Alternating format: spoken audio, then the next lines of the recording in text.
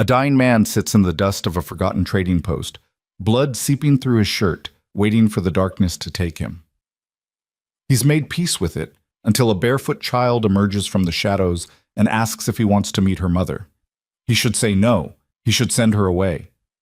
But when her small hand reaches for his, something inside him, something he thought died years ago on a battlefield soaked in screams, stirs back to life.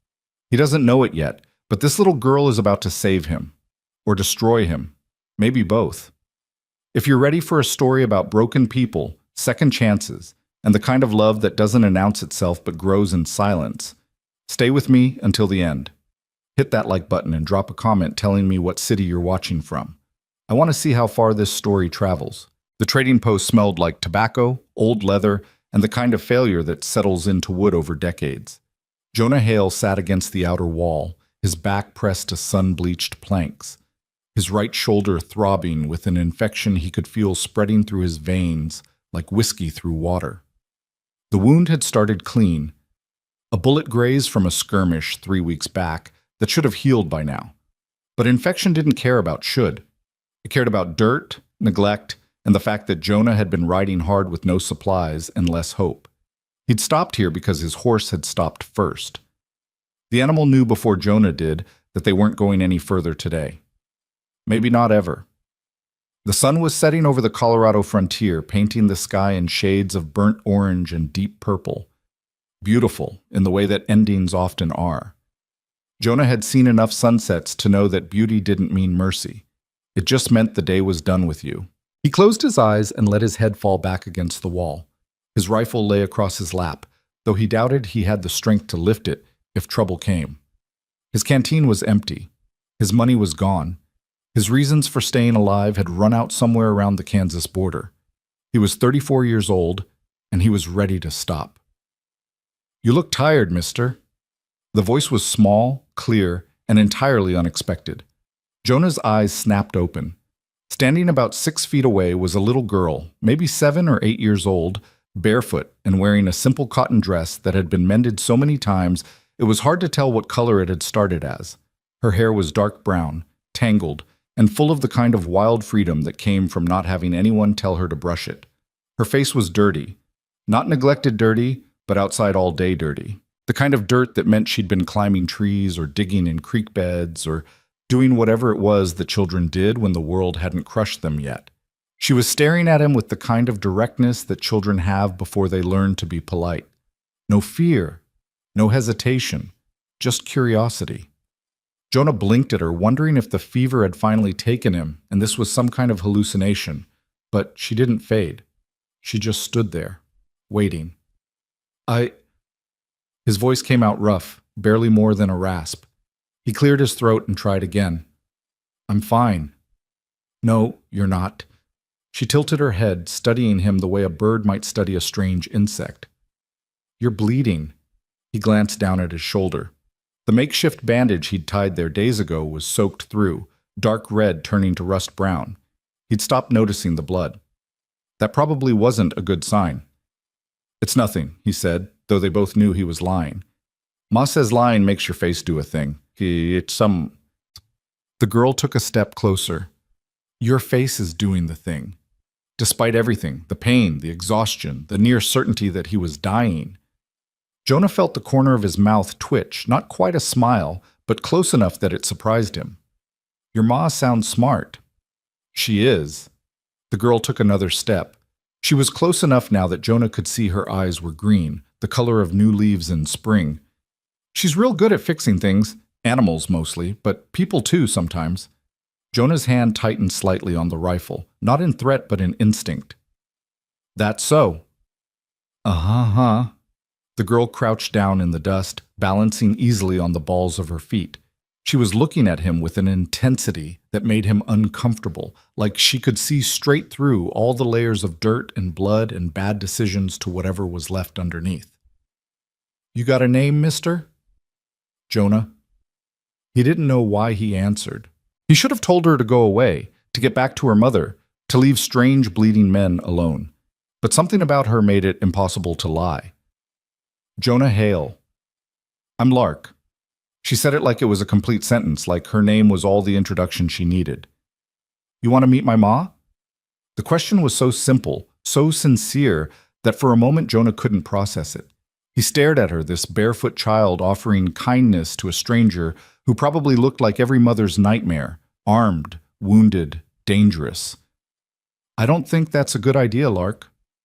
Why not? Because, he gestured vaguely at himself, at the blood and the rifle, and the general disaster of his existence. I'm not fit for company. Ma don't care about fit. She cares about hurt. Lark stood up, brushing dust off her dress in a way that only spread it around. And you're hurt, so you should come. Your ma know you're out here talking to strangers? I ain't supposed to. She said it without any shame, like breaking rules was just part of her day. But I saw you from the rise, and I thought you looked sad. Real sad. The kind of sad that means you might do something stupid if somebody don't stop you. Jonah felt something crack open in his chest. This child, this small, dirty, impossibly perceptive child, had seen him, really seen him. And instead of running, instead of getting her mother or the sheriff or anyone with sense, she'd walked right up and offered help. I'm not worth helping, little bird. That's stupid. Lark crossed her arms. Everybody's worth helping. That's what Ma says. She says giving up on people is easy, and easy things ain't usually right things. Your Ma sounds like she's never met anyone truly past saving. She's met plenty. Lark's voice was matter of fact. She just don't believe in past saving. She believes in now saving. Jonah closed his eyes again. The fever was making his head swim, and this conversation felt increasingly surreal. But the girl's presence was oddly grounding. She was real. The dusty ground beneath him was real. The pain in his shoulder was definitely real. Where's home? He heard himself ask. About 2 miles west. Got a little house, some chickens, a garden. It ain't much, but it's good. Lark uncrossed her arms and pointed toward the darkening horizon. Ma will have supper on. She always makes extra, just in case. Just in case what? Just in case somebody needs it. Lark looked at him like this was obvious. You need it. Jonah opened his eyes and looked at this strange, fearless child who'd appeared out of nowhere with her bare feet and her honest eyes and her unshakable certainty that he deserved kindness. Every instinct he had, every hard-won lesson about survival and self-preservation told him to refuse, to send her home, to die here quietly without dragging anyone else into his mess. But there was something in Lark's face that reminded him of before the war, before the blood, before he'd learned that most people were capable of terrible things given the right circumstances. She looked at him like he was worth the trouble, like his life meant something beyond the sum of his mistakes. And God help him, he was too tired to argue with her. 2 miles? His voice was barely a whisper. Uh-huh. Can you ride? Jonah glanced at his horse, which was tied to a post nearby, head down, exhausted. Maybe. If the horse can. He can if you can. Lark walked over to the animal and stroked its nose with the easy confidence of someone who'd grown up around livestock. Hey there, big fella. You got a little more in you? The horse snorted softly, and Jonah could have sworn the damn animal perked up at the sound of her voice. See? Lark turned back to him, grinning. He says yes. Getting to his feet was an exercise in agony. Jonah's legs shook. His vision grayed at the edges, and for a moment he thought he might pass out right there in the dirt. But Lark was suddenly at his side, this tiny child trying to steady a grown man who outweighed her by 150 pounds. And the absurdity of it gave him something to focus on besides the pain. Easy, she said, her small hands surprisingly strong as they gripped his arm. One step at a time, Mr. Jonah. He made it to the horse, made it into the saddle, though the effort left him gasping and seeing stars. Lark untied the reins and handed them up to him. You just follow me, okay? I know the way, even in the dark. Jonah nodded, not trusting his voice. Lark started walking, and the horse followed without Jonah having to do anything. He held the saddle horn with both hands, focusing on staying upright, on breathing, on not falling off and humiliating himself in front of a child who decided he was worth saving. The landscape rolled by in waves of gathering darkness. The Colorado frontier was beautiful and brutal in equal measure. vast stretches of nothing interrupted occasionally by something. Scrub brush, rocks, the skeletal remains of trees that had given up on life years ago. The sky above was enormous, stars beginning to prick through the purple black like holes in a curtain. Lark walked ahead of him, bare feet making no sound on the hard-packed earth. She didn't look back to check if he was following. She just trusted that he was. That kind of trust felt dangerous, and Jonah wanted to tell her so, wanted to explain that trust got you killed, that faith in strangers was how you ended up in a shallow grave somewhere. But he didn't say anything. He just followed. After what felt like hours but was probably only 20 minutes, Lark stopped and pointed.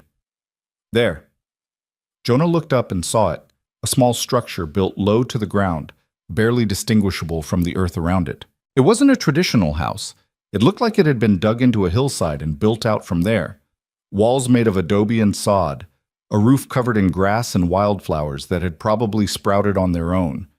There was a small corral nearby with a few chickens roosting for the night, and what looked like a vegetable garden off to one side. Smoke rose from a chimney, thin and gray against the darkening sky. Lark turned to look at him, her face suddenly serious. Ma don't like surprises. I'm going to go tell her you're here, okay? You wait.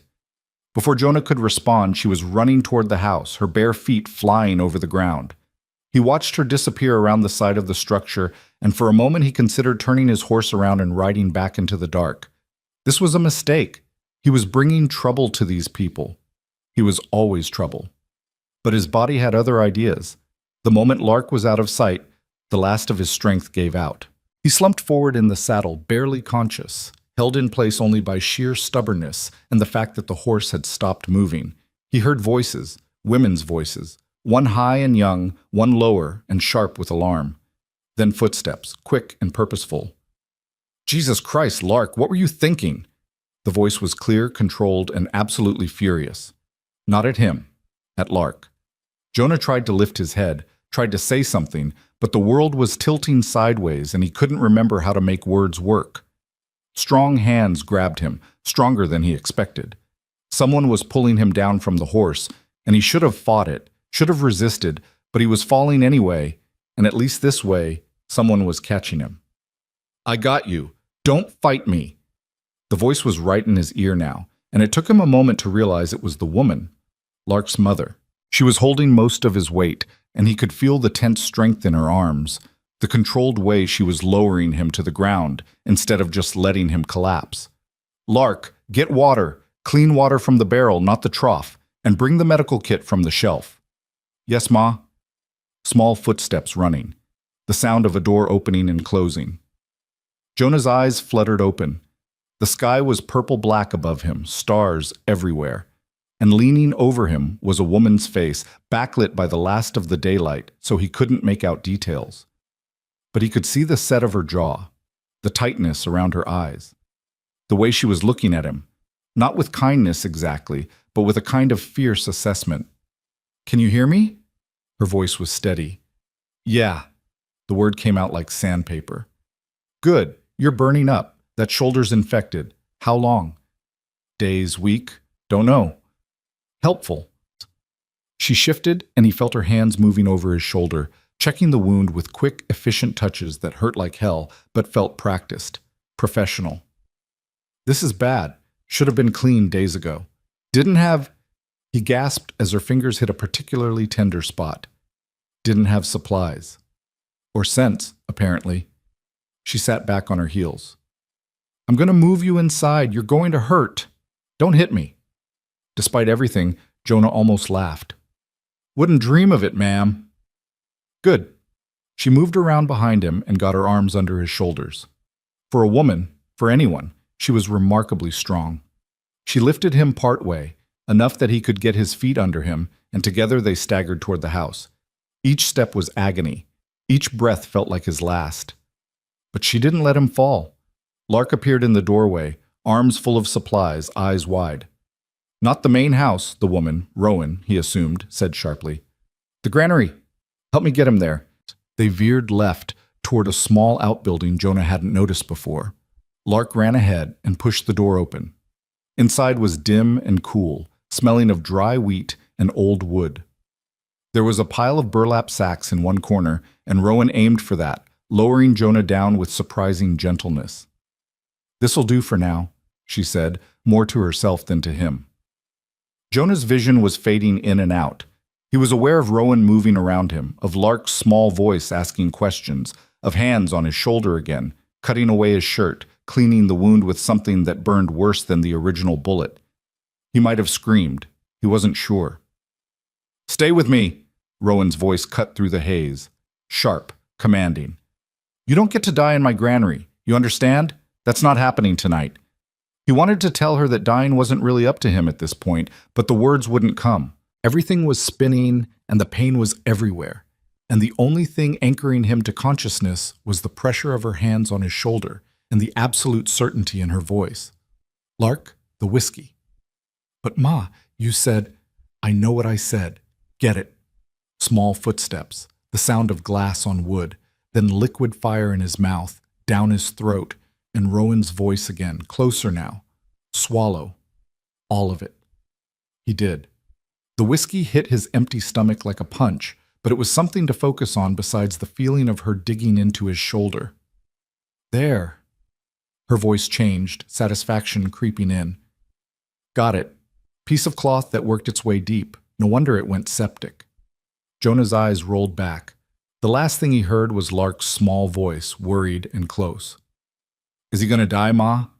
And Rowan's response, flat and certain. "Not tonight, not if I can help it." Then the darkness took him, and for the first time in longer than he could remember, it felt almost gentle. When Jonah woke, the world was soft and gray. Dawn light filtered through cracks in the granary walls, painting everything in shades of silver. His shoulder was bandaged, properly bandaged, with clean cloth that smelled faintly of herbs. His fever had broken. He was alive. For a moment, he just lay there, staring at the rough wooden ceiling, trying to piece together how he'd ended up here. Then it came back in fragments. The trading post, the little girl with bare feet and honest eyes, the ride through the darkness, the woman's hands pulling infection from his wound. He sat up slowly, testing his body. Everything hurt, but it was a different kind of hurt. The sharp, desperate pain of infection had dulled to a general ache. His shoulder was stiff but bearable. He was weak as a newborn, but he was alive. The door to the granary stood open, morning light spilling through. Jonah could hear sounds from outside, chickens clucking, the low murmur of women's voices. He got to his feet, swaying slightly, and made his way to the doorway. The sight that greeted him was simple and strange. The earth-built house looked different in daylight, not crude, but intentional. Everything about it spoke of careful survival, of making something lasting from nothing. The garden was larger than he'd realized, neat rows of vegetables stretching toward a small creek. The chicken coop was well made, the corral was sturdy, and standing near the house, talking in low tones, were Rowan and Lark. This was the first time Jonah got a clear look at Rowan. She was tall, taller than most women he'd known, and lean in the way of people who worked hard every day and rarely had enough to eat. Her hair was dark brown, pulled back in a practical braid. Her face was weathered, but not old, marked more by sun and wind than years. She might have been 30, might have been 40. Hard to tell when life didn't leave room for softness. She was wearing simple clothes, canvas pants, a worn shirt, boots that had been repaired multiple times, work clothes, survivor's clothes. And she was beautiful in a way that had nothing to do with convention and everything to do with strength. Lark spotted him first. "Ma, he's up!" Rowan's head turned sharply. Her eyes, light brown, almost gold in the morning sun, locked onto Jonah with an intensity that made him want to step back into the granary. But he held his ground. She crossed the distance between them in long, purposeful strides, stopping a few feet away. Close enough to talk. Far enough to run if needed. "How's the shoulder?" Her voice was the same as he remembered. Controlled, careful, giving nothing away. "Better. Thank you for—" "Don't." She held up a hand. "Don't thank me yet. You're not out of danger. That infection could come back if you're not careful." "I understand." "Do you?" She tilted her head, studying him the way Lark had the night before, but without any of the child's warmth. Because from where I'm standing, you don't look like a man who's been careful about much of anything. Jonah had no response to that. She was right. Rowan crossed her arms. Here's how this works. You stay in the granary, not the house. You don't come near the house unless I say so. You eat what we can spare, which won't be much. You rest until you can ride, and then you leave. Are we clear? Yes, ma'am. And you don't talk to Lark unless I'm present. I don't know you. I don't know what you are or what you've done. And I won't risk my daughter on assumptions. The words stung, but Jonah understood them. More than that, he respected them. This woman had already taken a huge risk bringing him here. She didn't owe him trust. I wouldn't harm a child. The words came out harder than he intended. Whatever else I am, I wouldn't do that. Men say a lot of things. Rowan's expression didn't change. I care about what they do. So you'll stay away from her, understood? Understood. Good. She turned to leave, then paused and looked back. Your horse is in the corral. I gave him water and feed. Seemed like the least I could do since he carried you here. Thank you. Thank him. He's the one who did the work. She started walking toward the house, then called over her shoulder without looking back. Breakfast in an hour. Lark will bring it to you. Don't try to come to the house. Yes, ma'am. She disappeared inside, and Jonah was left standing there, weak and uncertain, in a place he didn't belong. Lark lingered near the garden, watching him with those knowing green eyes. When she caught him looking, she smiled, small but genuine. Then she followed her mother inside, and Jonah was alone with the chickens in the morning and the strange, disorienting feeling that for the first time in years, someone had chosen to let him live. He didn't know what to do with that, so he did what he always did when life confused him. He went back to the granary, sat down on the burlap sacks, and tried to figure out how to deserve the second chance he'd been given. Outside, the sun climbed higher. The chickens clucked and fussed. Somewhere in the distance, a crow called out, harsh and lonely. And in the quiet of that morning, Jonah Hale, soldier, drifter, man who'd given up, began the slow, painful work of staying alive. The first 3 days passed in a haze of fever dreams and forced stillness.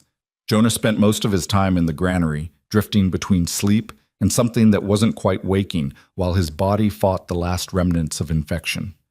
Lark brought him food twice a day, always at arm's length, always with Rowan watching from a distance like a hawk studying a snake. The meals were simple. Cornbread, beans, sometimes a piece of salt pork so small it barely counted as meat, but it was more than he deserved, and he ate every crumb. He tried to thank Rowan on the second day when she came to change his bandages. She worked in silence, her hands efficient and impersonal, treating his shoulder the way she might treat a wounded animal, with care but without attachment. Ma'am, I appreciate, save it. She didn't look up from her work. You can show appreciation by healing fast and leaving faster. After that, Jonah stopped trying to talk to her. On the fourth morning, he woke before dawn with clarity he hadn't felt in weeks. The fever was gone. His shoulder still ached, but the pain was manageable, almost ignorable. He sat up and realized with something close to surprise that he was hungry, actually hungry, not just empty. His body wanted to live again. He stood slowly, testing his balance. Steady enough. He walked to the granary door and looked out at the pre-dawn darkness. The house was dark. Everyone still sleeping. The chickens were quiet. The world was holding its breath before sunrise. Jonah stepped outside. The air was cool and clean, carrying the smell of sage and distant rain. He walked to the corral where his horse stood dozing and stroked the animal's neck. "We're alive, old man," he whispered. "Somehow we're still alive." The horse snorted softly, unimpressed. Movement caught Jonah's eye. He turned and saw Rowan emerge from the house carrying a bucket. She froze when she saw him, her whole body going tense. In the gray pre-dawn light, he could see her hand move instinctively toward her belt, where a knife hung in a leather sheath. "Just checking on the horse," Jonah said quickly, raising his hand slightly. Nothing else. Rowan stared at him for a long moment, then seemed to force herself to relax. "You're up early." "Couldn't sleep." "Fever gone?" "Yes, ma'am." She nodded once, then walked past him toward the well without another word. Jonah watched her lower the bucket, heard the distant splash, saw her pull it back up with the kind of practiced strength that came from doing this every single day for years. She filled her bucket and started back toward the house, then paused. "Your shoulder needs checking. Come to the house after breakfast." It wasn't an invitation. It was an order. But it was the first time she'd allowed him near the main building, and that felt significant. "Yes, ma'am." She disappeared inside, and Jonah was left standing in the growing light, wondering what had changed. Breakfast came an hour later, brought by Lark. But this time, Rowan followed a few steps behind, watching. Lark handed him a plate, more food than usual, he noticed, and stepped back. "Ma says you can eat at the table if you want," Lark announced, her eyes bright with excitement. "Real table, not just sitting in the granary like a—" "Lark," Rowan's voice was sharp. "Like a guest," Lark finished quickly. "That's what I was going to say." Jonah looked at Rowan, surprised. She wouldn't meet his eyes, but her jaw was set in a way that told him this decision had cost her something. "I don't want to intrude," he said carefully. "You already are intruding."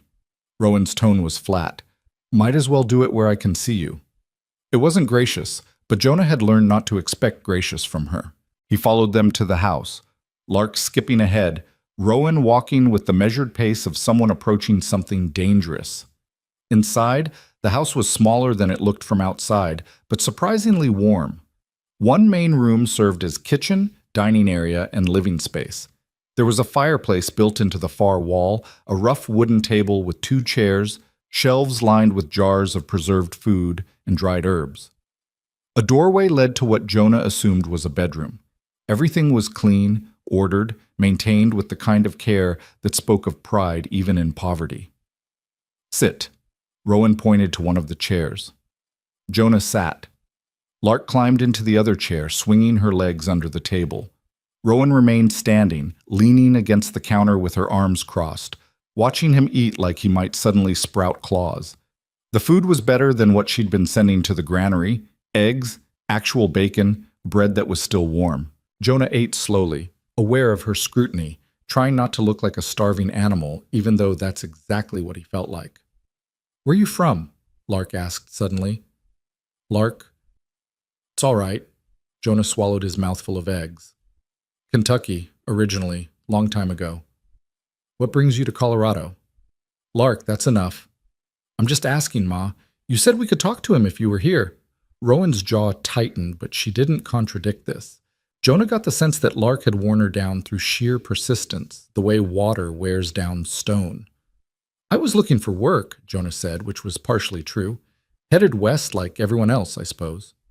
"You find any?" Lark tilted her head. "Not yet." "That's 'cause you got shot," Lark said matter-of-factly. "Hard to work when you're bleeding everywhere." "Lark!" Rowan pushed off the counter. "Outside, now. Go check the chickens." "I already checked them." "Check them again." Lark sighed dramatically, but slid off her chair. She paused at the door and looked back at Jonah. "I'm glad you didn't die, Mr. Jonah." Then she was gone, leaving Jonah alone with Rowan, and a silence that felt heavy as wet wool. Rowan moved to the table and sat down in the chair Lark had vacated. She was close enough now that Jonah could see the fine lines around her eyes, the small scar on her left cheek, the way her hands were rough and calloused from work. She was probably younger than he'd initially thought, maybe early 30s, but life had aged her in ways that had nothing to do with years. "I need to know what you are," she said quietly. "Ma'am? Are you running from the law? From debt? From violence?" Her eyes were steady on his. "Because if trouble is coming behind you, I need to know now. I've got a child to protect." Jonah set down his fork. "No law, no debt collectors, no one's looking for me." "Then why were you bleeding at a trading post in the middle of nowhere?" He considered lying, considered telling her some story about bandits or accidents or bad luck, but something in her face told him she'd know. And after what she'd done for him, she deserved better than lies. "I was in a skirmish. Settlers and cattlemen fighting over water rights about 30 miles east of here. I tried to mediate, and someone decided shooting was easier than talking." "You're a mediator?" She sounded skeptical.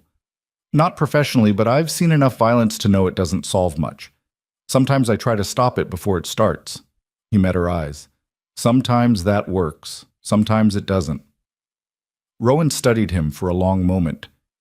You carrying anything besides that rifle? A pistol. Knife. That's all. Army? The question hit him like a physical blow. He must have flinched because Rowan's expression sharpened. That's a yes, she said. Long time ago. Different life. Army don't leave you. Her voice had gone cold. It's in how you stand, how you move, how you watch doorways. She leaned back in her chair. What were you? Cavalry? Infantry? Does it matter? It does to me. Jonah took a breath. Cavalry? 8th Regiment. I was discharged in 72. Discharged or deserted? Discharged. Honorably, if that means anything. It doesn't. Rowan stood abruptly. My husband died in an army camp. Did you know that? Jonah's stomach dropped. No, ma'am, I didn't.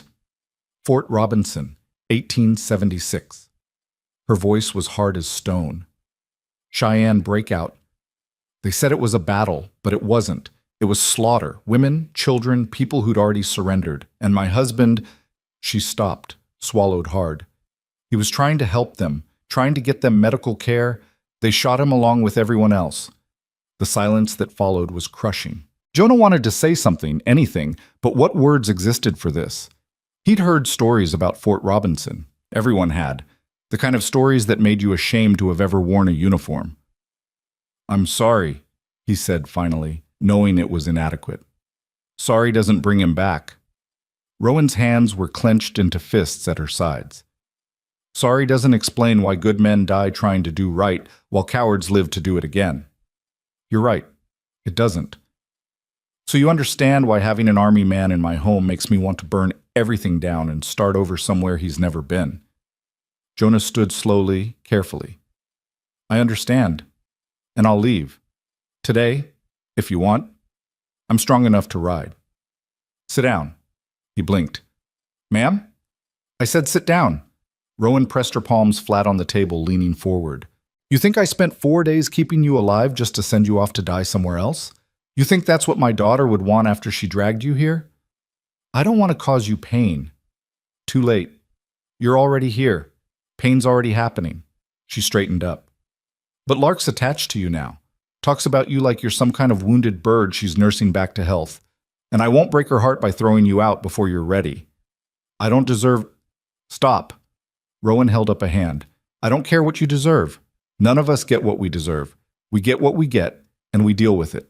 She moved toward the door. You'll stay until you're fully healed, but you'll work. I'm not running a charity. I'll do whatever you need.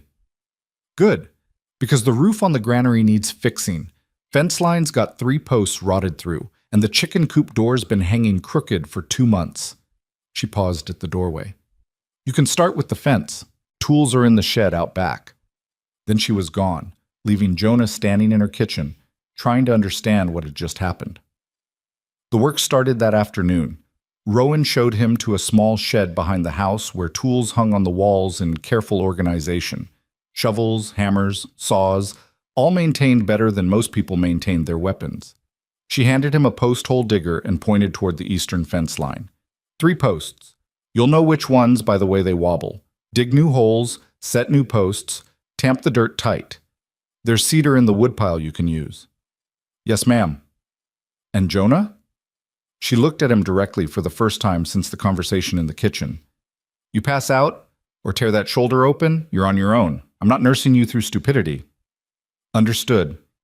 She nodded and walked away, back toward the house where Lark was supposed to be doing her lessons but was actually watching from the window, her face pressed to the glass. Jonah carried the tools to the fence line. The posts were easy to spot, 3 weathered pieces of wood that had rotted at the base and now leaned at angles that would have been comical if they weren't actively failing at their job. He started with the first one, working it loose from the hard earth, then digging a new hole beside the old one. The work was hard. His shoulder protested every movement, sending sharp reminders that he wasn't fully healed. But there was something almost meditative about it, the rhythm of digging, the simple goal, the tangible progress. This was work he understood, work that didn't require him to make impossible choices or live with the consequences of violence.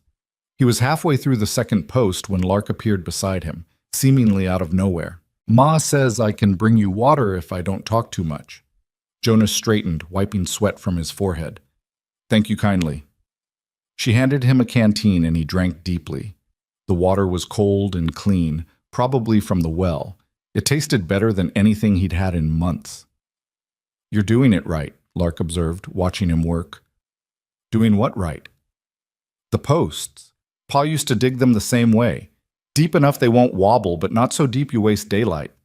Jonah felt something tighten in his chest. "Your pa taught you about fence posts?" "Taught me about everything." Lark sat down in the dirt, apparently settling in despite her mother's instructions about not talking too much. How to plant seeds in rows. How to tell when chickens are sick. How to read the sky for rain. She squinted up at the clouds. He was real smart about things. Sounds like he was. Ma says he was too good for the world. That's why the world took him back. Lark pulled up a handful of dry grass and let it fall through her fingers. "I don't remember him much. Just pieces." His voice was deep. He smelled like wood smoke. He used to let me ride on his shoulders. Jonah drove the post hole digger into the earth, not knowing what to say. "Do you got any kids, Mr. Jonah?" "No." "Were you married?" "Once, long time ago." "What happened?" "She decided she didn't want to be married to me anymore." He said it lightly, like it was a simple fact rather than something that had torn him apart. "Can't say I blamed her." "Why not?" "Because I wasn't a very good husband. I was gone too much. Saw too much. Came back different than when I left." Lark considered this. "The army." "Yeah, the army. Ma don't like the army. I noticed. But she don't seem to hate you." Lark tilted her head. "Not like she hates other army men who come through sometimes. Those ones she won't even give water to, tells them to move along before she gets the rifle." So Jonah stopped digging. "Other army men come through here?" "Sometimes. Looking for deserters or trying to buy supplies or just passing through. Ma always sends them away." Lark stood up, brushing dirt off her dress. "But she let you stay, even after she found out. I heard you talking this morning. Your ma's got a kind heart under all that armor." "She's got a scared heart," Lark corrected. "That's different from kind. Kind is easy when you're not scared. She's kind anyway, which is harder." The wisdom in that statement, coming from a 7-year-old, stopped Jonah cold. He looked at this strange, perceptive child and wondered what kind of life had taught her to see so clearly. "You're pretty smart, little bird." "I know." She said it without arrogance, just fact. "Ma says I got Pa's brains and her stubbornness, says it's going to make my life hard." "Probably will. But interesting, too. Hard things usually are." Lark started walking back toward the house. "I gotta go. Ma will wonder, but I'll bring you more water later." She left him there in the afternoon sun, digging holes and thinking about scared hearts and the difference between kindness and survival. The work continued through the week: fence posts, roof repairs, the chicken coop door that Rowan had mentioned, which turned out to be more complicated than it sounded because the whole frame was slightly twisted. Jonah fixed what he could, rebuilt what he couldn't, and slowly the place began to show signs of improvement. Rowan watched him work, always from a distance, always with that same careful assessment. She never praised his efforts, but she also never criticized them. Once, when he'd finished replacing a section of the granary roof, he looked down and caught her nodding to herself, a small expression of satisfaction that disappeared the moment she realized he'd seen it. The meals moved from the granary to the house. Not every meal. Rowan wasn't ready for that much trust, but breakfast and dinner. Lunch he took by himself, working through the midday heat with the kind of determination that came from wanting to prove something. What exactly, he wasn't sure. Maybe that he could be useful. Maybe that he wasn't what she feared. Lark became his constant shadow when Rowan allowed it. She'd sit nearby while he worked, talking about everything and nothing. The names she'd given all the chickens, the time she saw a bear down by the creek, the constellations her father had taught her. Sometimes she'd help, handing him tools or holding boards steady.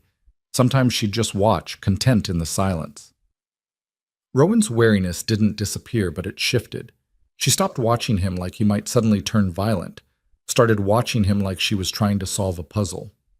Once, about 2 weeks into his stay, she actually spoke to him first. "You know carpentry." It wasn't a question. Jonah was working on reinforcing the corral fence. He didn't stop, didn't look up. "Learned it from my father. He was a builder." "Good builder?" "The best I knew." "You could have done that instead of the army." "Could have done a lot of things instead of the army." He drove a nail home with more force than necessary. "Youth makes you stupid. You think adventure and honor mean something. And now? Now I know better." Rowan was quiet for a moment. "The fence looks good. Sturdy."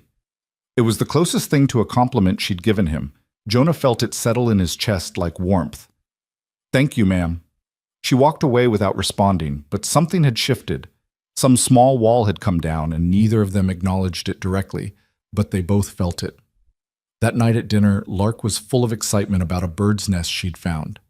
"Eggs, Ma. 3 of them, all blue and perfect. I didn't touch them, I just looked." "Good girl. Mama bird will come back if you don't disturb her. Can we check on them tomorrow? See if they hatched?" "We'll see." Jonah ate his stew quietly, listening to them talk. There was an ease between mother and daughter that spoke of deep love and deeper trust. They had their own language, their own rhythms. He was an outsider here, and he'd never be anything else. But watching them, he felt something he hadn't felt in years. Not belonging. He'd never belong anywhere again. But proximity to belonging. The warmth of being near something good and real, even if it wasn't his. After dinner, Rowan sent Lark to bed and started cleaning the dishes. Jonah stood to help, but she waved him off. "You worked all day. Sit." He sat, watched her move around the small kitchen with practiced efficiency. After a while, she spoke without turning around. "You planning to stay much longer?" The question hit him harder than it should have. "I can leave whenever you want me to." "That's not what I asked." Jonah chose his words carefully. "I'm healed enough to travel, and I've imposed on your hospitality long enough." Rowan turned, drying her hands on a cloth. "You've earned your keep, more than earned it. The place looks better than it has in years." "Just trying to pay my debt." "You don't owe me anything. I made a choice to help you. That was mine, not yours." She leaned against the counter. "But Lark's gotten attached, and I need to know if you're the kind of man who'll disappear one morning without a word, or if you'll have the decency to say goodbye." "I would never do that to her." "You say that now." "I mean it." Jonah met her eyes. "Whatever you think of me, I wouldn't hurt that child. Not by leaving silent, not any way." Rowan studied him for a long moment.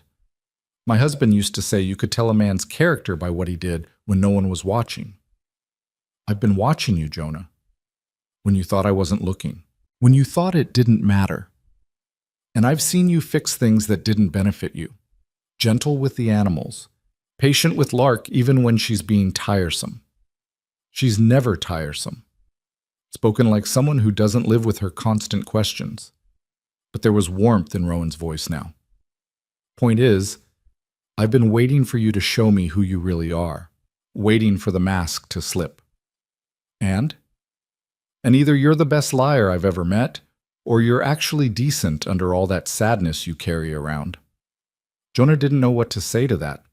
No one had called him decent in years. He wasn't sure he believed it himself. "I've done things I'm not proud of," he said finally. "Things that keep me awake at night. Being here, working with my hands, helping in small ways. It doesn't erase any of that. I'm not asking for erasure. I'm asking for honesty." Rowan crossed her arms. "Are you dangerous?" "Yes." She blinked, clearly not expecting that answer. "I know how to hurt people," Jonah continued, "how to kill them efficiently. I spent years learning that trade, and there's a part of me that will always know how." He looked down at his hands, scarred, calloused, capable of violence. "But I choose not to. Every day I choose not to. That's the best I can offer." Rowan was quiet for so long that Jonah thought he'd lost whatever fragile trust they'd been building. Then she nodded slowly. "All right." "All right?" "All right, you can stay, if you want to. Not in the granary. That's ridiculous at this point. There's a small room off the side of the house. Used to be storage. You can clean it out, make it livable." She held up a hand before he could respond. "You'll keep working, keep earning your place. And if I ever feel like you're a threat to my daughter, you're gone. Understood?" Understood. Good. She turned back to the dishes. Now get out of my kitchen. I've got work to do. Jonah stood, his heart doing something strange in his chest. Rowan? She paused but didn't turn around. Thank you for taking a chance on me. Don't thank me yet, she said quietly. Winter's coming. We'll see if you still want to be here when the snow's 10 feet deep and there's nothing to do but survive. He left her there in the kitchen, golden lamplight surrounding her like armor, and walked out into the cool night. The stars were brilliant overhead, sharp and clear in the thin mountain air. Somewhere in the distance, a coyote called out, lonely and wild. Jonah looked back at the house, at the warm light spilling from the windows, at the smoke rising from the chimney, at this small pocket of survival carved out of nothing. For the first time in longer than he could remember, he thought about the future not as something to endure, but as something that might actually arrive. And in the morning, he'd start clearing out that storage room and building himself a place to stay. Not forever. He didn't dare think about forever. But for now, for winter, for as long as they'd let him remain. That was enough. If you or someone you know is having a difficult time, free support is available. Find resources. The storage room took 3 days to convert into living space. Jonah cleared out years of accumulated tools, broken equipment, and things Rowan had saved thinking she might need them someday. He patched holes in the walls, replaced a cracked window pane, built a simple bed frame from scrap lumber. It wasn't much, barely 8 feet by 10, but it had a door that closed and a window that faced east toward the sunrise. It was more than he'd had in years. Lark helped him hang an old blanket as a curtain, standing on a chair and holding the fabric while he hammered nails into the wall frame. There, she said, stepping back to admire their work. Now it's a real room. You're not a guest anymore, Mr. Jonah. You're staying. For the winter, he corrected gently. We'll see what happens after that. Ma says people who say we'll see usually mean yes, but don't want to admit it yet. Jonah smiled despite himself. Your ma's pretty wise. I know. Lark jumped down from the chair. She's scared, though. Of you staying, of you leaving, of everything, really. That's natural. She's protecting you. She's protecting herself, too. Lark looked at him with those two old eyes. People hurt her real bad when Pa died. Not just the ones who killed him. The ones after. The ones who said she couldn't keep this place alone. Who tried to take it from her. Who said a woman with a child had no business out here. Jonah felt anger kindle in his chest. What happened? She fought. Showed them all her papers, the deed, everything Pa made sure was in her name too. Threatened to shoot anyone who tried to force her off. Lark's voice was matter-of-fact, but her hands twisted together nervously. Some men don't like it when women fight back. They tried to make her life hard, refused to trade with her, spread stories. One even tried to burn the chicken coop. Did she shoot him? Shot near him. Close enough he understood. Lark smiled a little. After that, most folks left her alone. Figured she was crazy enough to be dangerous. She's not crazy. No, she's just done losing things she loves. The weight of that statement settled over Jonah like snow. He understood it completely. That's what happened when life took everything. You stopped letting anything get close enough to take. October bled into November, and the work continued. Jonah repaired everything that needed fixing and invented projects for things that didn't. He built a better door for the root cellar, reinforced the well cover, constructed a windbreak on the north side of the house to help with the coming winter storms. Rowan stopped questioning his presence and started planning around it, mentioning things that needed doing as if assuming he'd be there to do them. The meals became communal without discussion. Breakfast, lunch, and dinner at the table, the three of them falling into a rhythm that felt almost like family. Almost, but not quite. There was still careful distance in how Rowan spoke to him, still walls she wouldn't let down. But there were moments, small cracks in her armor that let light through, like the evening she laughed at something Lark said, a real laugh that transformed her whole face and caught Jonah staring.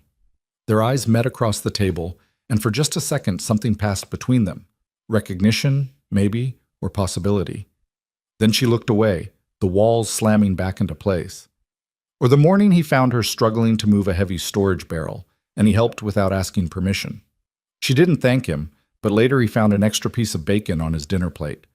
Or the night Lark had a fever and Rowan sat up with her until dawn, And Jonah sat up too, keeping the fire going and making tea and being present in a way that said you don't have to carry everything alone. These moments accumulated like snow on a roof, each one adding weight to something neither of them wanted to name. The confrontation came on a cold November evening, when the sky was heavy with the promise of the season's first real snow.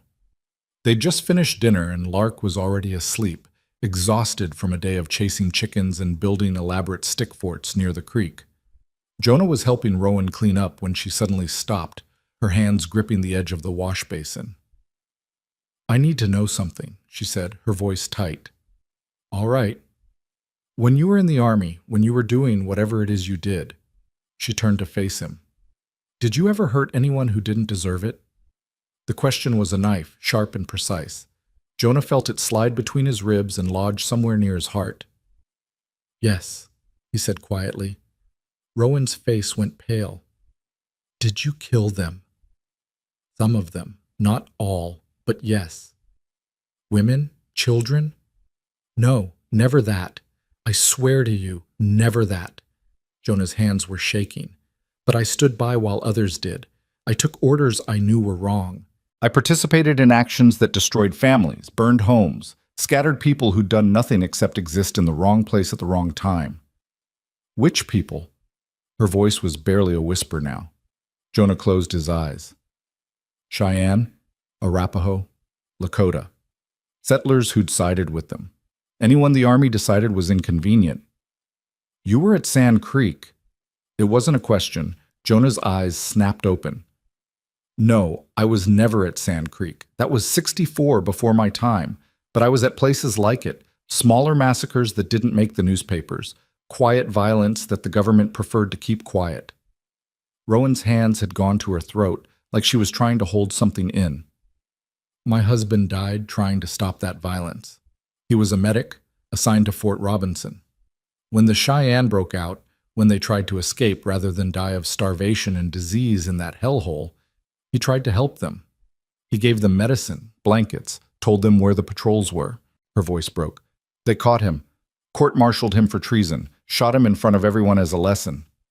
"Rowan, don't." She held up a hand. "Don't you dare say you're sorry again. Sorry is worthless. Sorry doesn't change what happened. Sorry doesn't bring back good men or undo what monsters did." "You're right, it doesn't." "Were you there? At Fort Robinson during the outbreak?" "No, I was discharged by then, but I knew men who were. I heard the stories." Jonah's voice was raw. "And I knew men like your husband, good men who tried to do the right thing in a system designed to crush anything right. Most of them didn't survive either."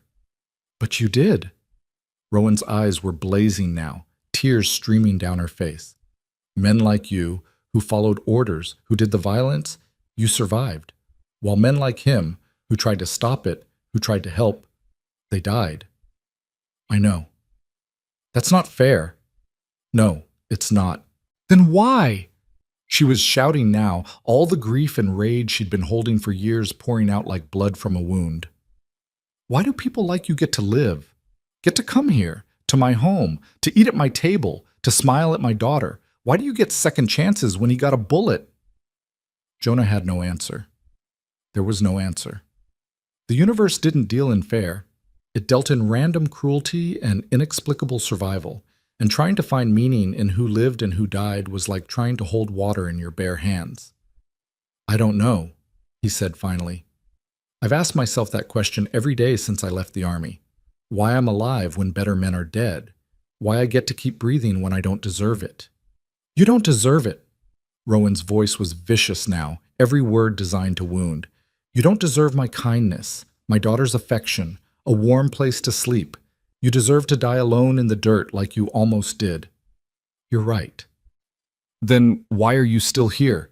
She was screaming now, her whole body shaking. "Why did you let Lark bring you here? Why didn't you just die and save us all the trouble of caring about you?" "Because she asked me not to." Jonah's own voice rose to match hers.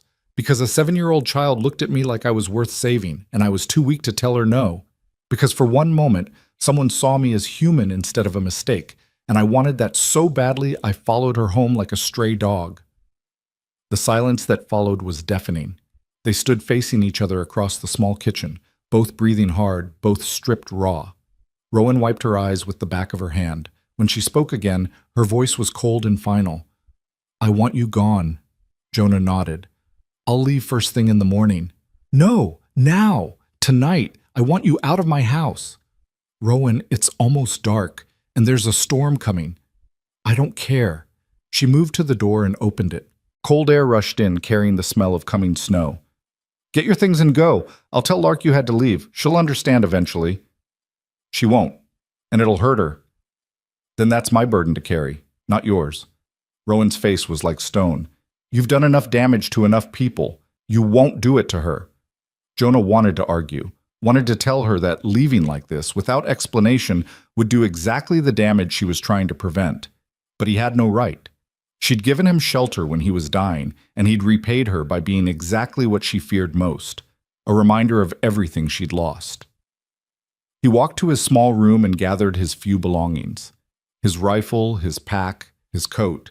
The space he'd worked so hard to make livable looked suddenly pathetic in the lamplight. He'd been stupid to think he could stay. Stupid to think he could be part of something good.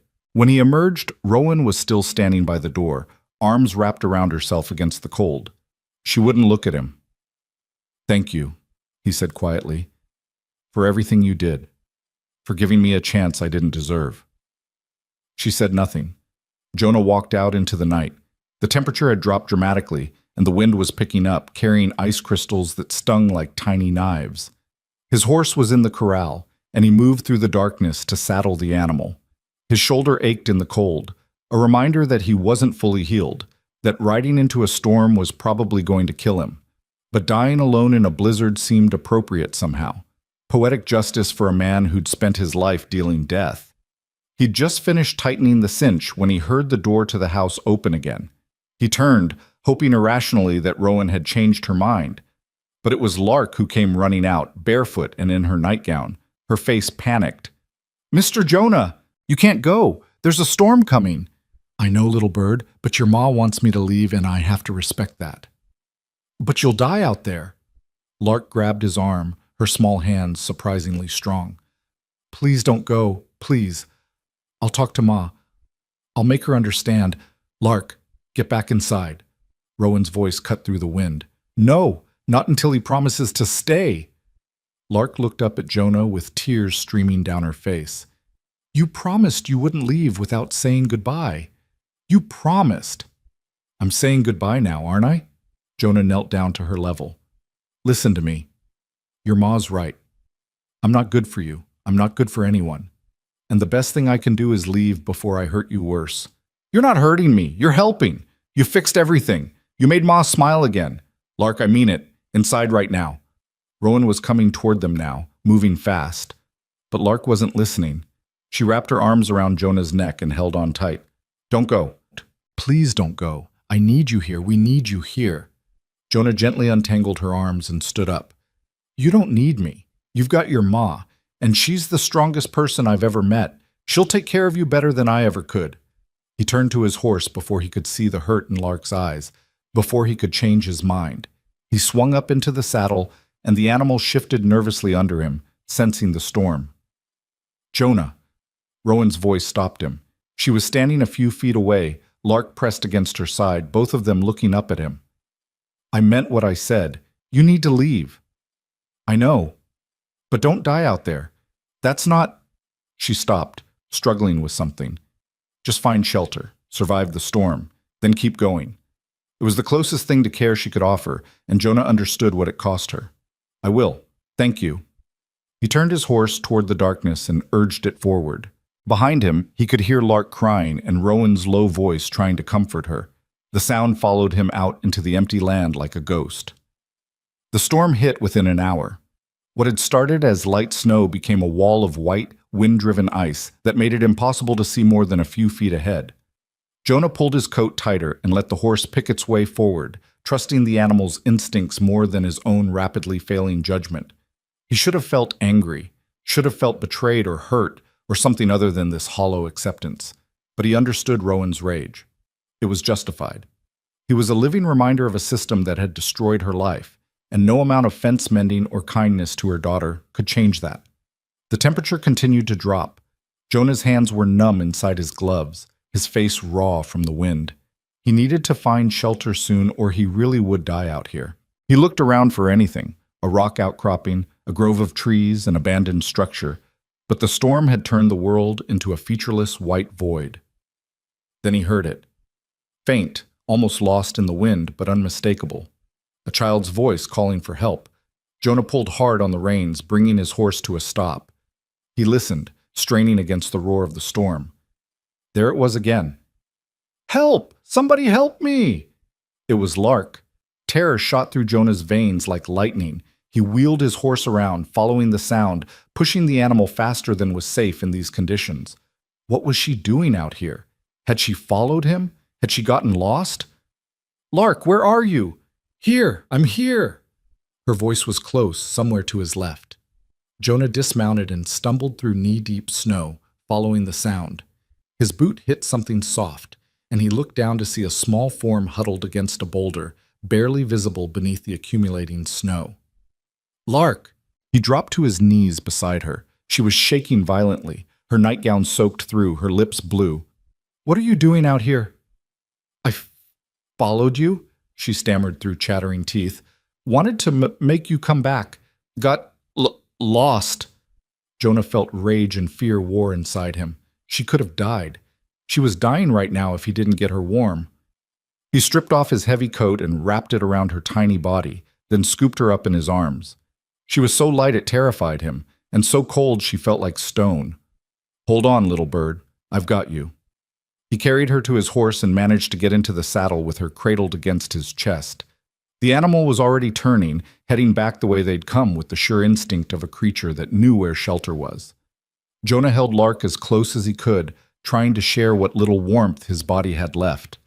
She was crying now, quiet sobs that shook her whole frame. I'm sorry, Mr. Jonah. I didn't mean to." "Shh. Don't talk. Just hold on." The ride back was a nightmare. Jonah wasn't sure they were even going in the right direction until he saw the faint glow of lamplight through the storm. The house. They'd made it. He half fell from the saddle, still clutching Lark, and staggered toward the door. Before he could knock, it flew open. Rowan stood there, face white with panic, hair wild from where she'd been running her hands through it. "I can't find her," Rowan said, her voice breaking. "I've looked everywhere. She's gone. She went after you." Then she saw what Jonah was carrying, and the world seemed to stop. "No." The word was barely a whisper. "No, no, no." Jonah pushed past her into the house and laid Lark down near the fireplace. "She's alive, but she's hypothermic. We need to get her warm. Now." Rowan was already moving, stripping off Lark's wet clothes, wrapping her in dry blankets, stoking the fire higher. Her hands were shaking so badly she could barely grip anything, but she worked with desperate efficiency. "Lark, baby, can you hear me?" Rowan's voice was raw. Ma?" Lark's eyes fluttered open. "I'm sorry, so sorry. Don't you apologize. Just stay awake, okay? Stay with me." Jonah boiled water for tea, found more blankets, did everything he could think of while Rowan held her daughter and willed warmth back into her small body. The minutes stretched into hours. Gradually, painfully, Lark's shivering lessened. Her color improved, her breathing steadied. She fell asleep sometime past midnight, exhausted but alive. Rowan sat on the floor beside her, one hand on Lark's chest to feel it rise and fall, tears streaming silently down her face. Jonah stood across the room, soaked through from the storm, shaking from cold and adrenaline and the horrible knowledge that Lark had almost died because of him. Because Rowan had sent him away and Lark had tried to bring him back, and the storm had nearly killed them both. "I'm sorry." His voice was rough as gravel. "I should never have—" "You saved her." Rowan looked up at him, her eyes red and swollen. "If you hadn't hurt her, if you hadn't gone back, if I hadn't been here in the first place, she wouldn't have been out there. If you hadn't been here, she'd be dead right now." Rowan stood up slowly, her legs unsteady. "You could have kept riding, could have saved yourself and left her to the storm. I would never— I know." She crossed the room to stand in front of him. "I know that now. I knew it before, but I was too angry to admit it, too scared of what it meant if you were actually good. I'm not good, Rowan. Everything you said earlier was true. No, you were a soldier who followed orders you regret. You did things you can't take back. But you're also the man who heard my daughter crying in a blizzard and rode straight back into hell to find her. Rowan's voice broke. You risked your life for her. At the cost of your own safety, your own survival, you chose her. Jonah didn't know what to say. The truth was, there hadn't been a choice. The moment he'd heard Lark's voice, everything else had ceased to matter. She's everything, he said simply. How could I not? Rowan made a sound that was half laugh, half sob. Then she did something that shocked them both. She reached out and pulled Jonah into an embrace, her arms wrapping tight around him, her face pressed against his chest. He stood frozen for a moment, not sure what to do. Then slowly, carefully, he put his arms around her and held on. They stood like that for a long time, two broken people holding each other up while the storm raged outside and a child slept peacefully by the fire, alive because someone had chosen to turn back. When Rowan finally pulled away, her face was wet with tears, but something had changed in her eyes. The walls were still there, but they had cracks now, real cracks that let light through. You're staying? She said. Not a question, a statement. If you'll have me, I'll have you. She looked over at Lark. We both will, for as long as you want to be here. Jonah felt something break open in his chest. Hope, maybe, or the beginning of forgiveness. I want to be here, he said quietly, for as long as you'll let me. Rowan nodded. Then she turned and went back to sit beside her daughter, keeping watch through what remained of the night. Jonah changed into dry clothes and built up the fire, then settled into a chair across from them. Outside, the storm continued its assault, but inside there was warmth and safety, and the fragile beginning of something none of them knew how to name yet. Sometime before dawn, Jonah's eyes grew heavy. The last thing he saw before sleep took him was Rowan looking at him across the firelight, her expression soft and unguarded. And in that moment he understood that whatever came next, they would face it together. The storm could rage all it wanted.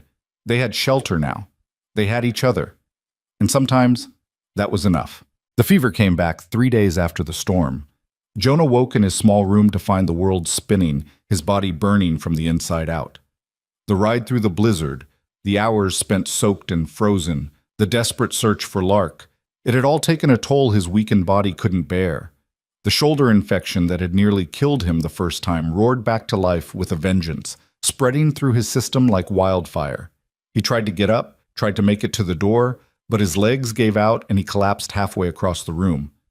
That's where Rowan found him an hour later when she came to check why he hadn't appeared for breakfast. No. Her voice was sharp with fear. Not again. You don't get to do this again. She got her arms under his shoulders and dragged him back to the bed with strength born of desperation. Her hands moved to his forehead, and he heard her curse softly at the heat radiating from his skin. Lark, she called out, bring the medical kit. And fresh water. Hurry! Jonah tried to speak, tried to tell her he was fine, but the words came out as nonsense. The room was tilting sideways, and Rowan's face kept blurring in and out of focus. Stay with me, she commanded, her hands already working to cut away his shirt. You hear me, Jonah Hale? You saved my daughter. You don't get to die 3 days later. That's not how this works.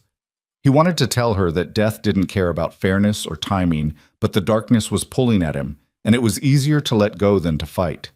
Rowan's palm cracked across his cheek, sharp enough to bring him back. No. Eyes open. Stay here. Lark appeared in the doorway, her own face still pale from her ordeal, arms full of supplies. She took one look at Jonah and her eyes went wide. Ma, is he... He's going to be fine. Rowan's voice was steel. But I need your help. Can you be brave for me?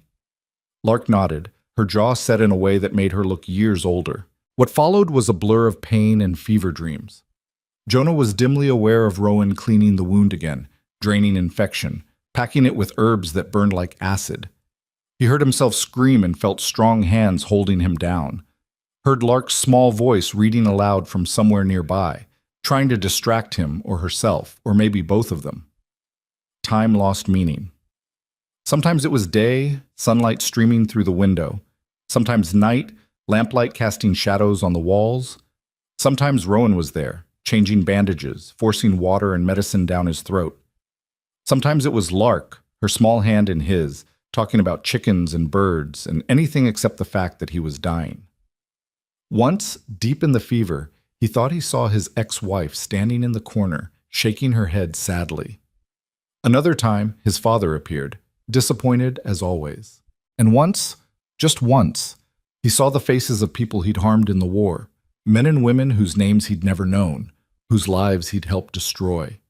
They stood in a silent circle around his bed, not accusing, just watching, waiting to see if he'd join them. But every time the darkness tried to claim him, Rowan's voice cut through like a blade. No, not yet. Stay! And somehow, impossibly, he did. On the fourth day, the fever broke. Jonah opened his eyes to find weak winter sunlight filtering through the window. His body felt like it had been trampled by horses, but his mind was clear.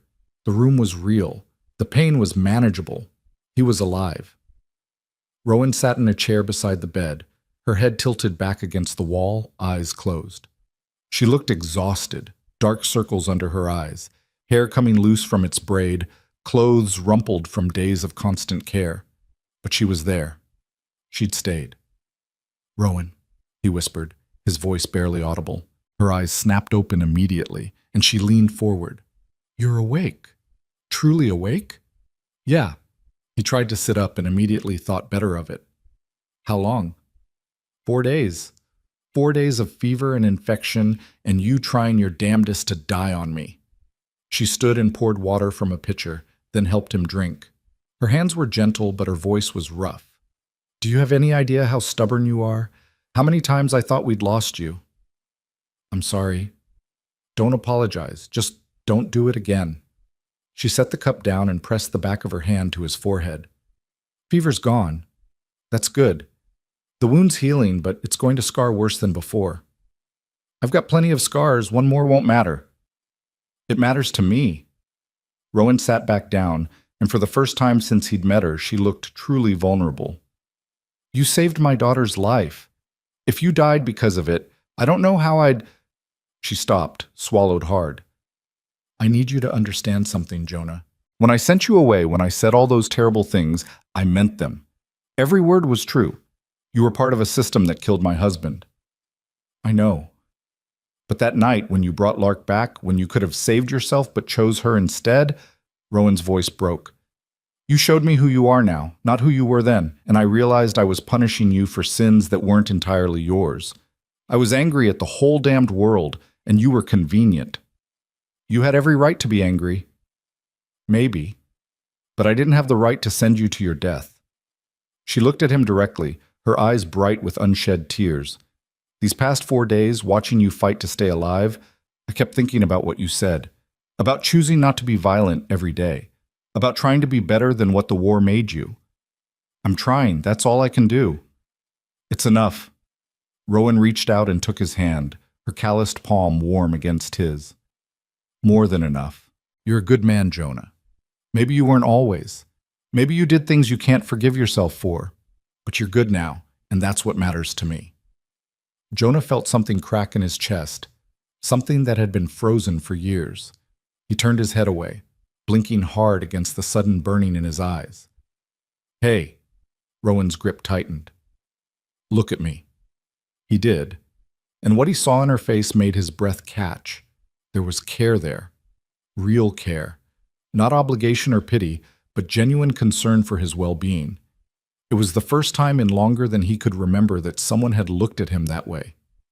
"You're staying," she said firmly, "not just for the winter, not until you heal. You're staying as long as you want to be here. This is your home now, if you'll have it." "Rowan, I can't—" "Yes, you can. We need you here. The place needs you. Lark needs you." She paused, then added quietly, "I need you." The admission hung in the air between them, weighted with everything they hadn't said. Jonah searched her face, looking for doubt or uncertainty, but found only fierce determination. "I don't deserve this," he said finally. "None of us deserve what we get. We just decide what to do with it. Rowan stood, brushing off her pants in a gesture that was almost self-conscious. Now rest. You need to regain your strength. Lark's been worried sick, and she'll want to see you when you're up to it. Where is she? Outside, checking on the chickens for the 100th time today. She's been staying close in case you woke up. Rowan moved toward the door, then turned back. Thank you, Jonah, for coming back for her, for choosing her life over your own. I know I said it before, but I need you to really hear it. Thank you. Then she was gone, leaving Jonah alone with the winter sunlight and a feeling in his chest he barely recognized as hope. Recovery was slow and frustrating. Jonah's body had been pushed past its limits twice now, and it demanded payment. For days he could barely move without exhaustion overwhelming him. Simple tasks like walking to the table for meals left him winded and shaking, but Rowan was patient in a way he hadn't expected. She brought him food, changed his bandages, sat with him when the pain got bad and didn't say anything, just stayed. Her presence became a constant, steady thing, not smothering but anchoring. Lark visited every day, bringing stories and treasures, a smooth rock from the creek, a feather from a hawk, drawings she'd made of the three of them standing in front of the house. She'd talk for hours if Rowan let her, filling the small room with her bright chatter, and Jonah found himself looking forward to her visits more than anything else. One afternoon, about a week into his recovery, Lark climbed onto the bed beside him and got very serious. Mr. Jonah, I need to say something. All right, it's my fault you got sick again, because I followed you into the storm, because you had to save me. Her lip trembled. Ma says it's not, but I know it is. Jonah shifted so he could look at her properly. Lark, listen to me. What happened in that storm wasn't your fault. You're a child, you were scared, and you made a decision based on feelings, which is what children do. But you almost died.